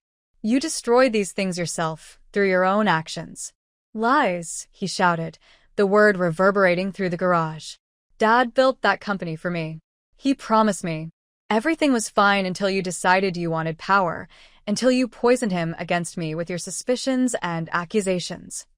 Security was closing in now, but William seemed beyond caring. He reached into his jacket, withdrawing something that made my blood freeze, a small handgun, which he pointed directly at me. "William." I kept my voice steady despite the terror gripping me. "Put that down. This isn't you. You don't know who I am," he snarled. "You never did. You were too busy playing the perfect corporate wife, the society philanthropist. You never saw what Dad was really doing with Sokolov, the deals they made, the compromises. You created this fictional version of him as some ethical paragon and then measured me against that impossible standard." The revelation struck like a physical blow. Did William truly believe Thomas had been involved with Sokolov? Had he convinced himself his own criminal activities were merely continuing his father's legacy? "Thomas never worked with Sokolov," I stated firmly. "Those documents were forgeries, William. Your father would never have compromised his ethics that way." "You're so naive," William sneered. "Business at that level requires compromise. Dad understood that. He protected you from knowing, but he taught me the reality." Catherine stepped forward suddenly, ignoring my attempt to keep her back. "William, I'm Catherine Laurent." We haven't been properly introduced. The non sequitur momentarily confused him, the gun wavering slightly. "I know who you are," he replied, eyes narrowing. "My mother's secret shame. The abandoned daughter she replaced with me." "Is that how you see it?" Catherine asked, her tone conversational despite the gun still pointed in our direction. "Because from my perspective, we're both victims of circumstances beyond our control. I was given up because a 19-year-old girl had no resources to raise me alone. You're about to throw away your life because you can't accept that your father chose ethics over expedience." William blinked, her calm analysis clearly not what he'd expected. "My adoptive father taught me something valuable," Catherine continued, taking another careful step forward. "He said that when we create narratives to justify our actions, we become prisoners of those stories. They blind us to reality." "You don't know anything about me," William spat, but the conviction in his voice was wavering. "I know you're intelligent," Catherine countered. "Resourceful. Capable of meticulous planning. All qualities that could rebuild a life even after this current crisis, if you don't add attempted murder to your list of charges." Security had completely surrounded us now, their own weapons drawn. FBI agents appeared at the garage entrance, Agent Daniels in the lead. "William Montgomery," she called. "Put down the weapon immediately." Time seemed suspended as William looked from Catherine to me, to the encircling authorities. Whatever internal calculation he was making, whatever narrative he was constructing to justify his next action, played visibly across his features. Then, with a sudden, defeated slump of his shoulders, he lowered the gun. "It's over, isn't it?" he asked, his voice suddenly small, almost childlike. "Everything Dad built. Everything I thought I was entitled to. It's all gone." "Not everything," I said softly as agents moved in to handcuff him. "You're still my son, William. That hasn't changed." He looked at me one last time as they led him away, his expression a complex mixture of hatred, confusion, and something that might have been regret. "Take care of her," he said unexpectedly to Catherine. "She's better at playing the long game than either of us realized." Then he was gone, escorted into an FBI vehicle, the door closing on this chapter of our family story. Catherine turned to me, her expression thoughtful. He's not entirely wrong, you know. About you playing the long game. You've outmaneuvered everyone, William, Sokoloff, the board members who doubted you. Even me, in a way. That wasn't my intention, I protested. Perhaps not consciously, she acknowledged. But you've survived, not just survived, but emerged stronger, because you understand something fundamental that William never grasped. What's that? I asked. That true power isn't about control or dominance. It's about patience, perspective, the willingness to accept loss and still move forward. She smiled faintly. Qualities my own mother passed to me, apparently, whether she knew it or not. The words touched something deep within me, a recognition that perhaps, despite my absence from her life, I had still managed to give Catherine something of value. Not through DNA alone, but through some ineffable connection that transcended our physical separation. Let's go back inside, I suggested, suddenly weary of the garage's cold concrete and echoing emptiness. There's still a company to run, press to address, a board to reassure, and a relationship to build, Catherine added quietly. If you still want that. More than anything, I assured her. As we walked back toward the elevator, Frederick falling into step beside us, I felt a strange sense of completion, as though pieces of a puzzle long scattered were finally finding their proper places. William's arrest would bring legal consequences, publicity challenges, complex emotions I had yet to fully process. Catherine's presence in my life would require careful navigation, patience, mutual respect. Montgomery Industries would need steady leadership to recover from this period of turmoil. But for the first time since Thomas's death, I felt equal to these challenges. Not just as his widow carrying forward his legacy, but as Victoria Montgomery in my own right, mother, executive, survivor. The elevator doors opened onto the executive floor, where Diane and the board waited for our return. As we stepped out together, mother and daughter, separated for 50 years, but standing united now, I caught our reflection in the polished brass of the elevator doors. Two women, silver threaded through dark hair, straight-backed and clear-eyed. Similar but distinct, connected by blood, but shaped by different lives. Family, in all its complicated glory. Ready? I asked Catherine softly. She nodded, a small smile playing at the corners of her mouth. I believe I am. Together, we stepped forward to face whatever came next. Thomas had always told me that life wasn't about avoiding storms, but learning to dance in the rain. For 50 years, I'd been sheltering, hiding, protecting myself from the downpour of consequences from choices made long ago. Now, finally, I was ready to dance.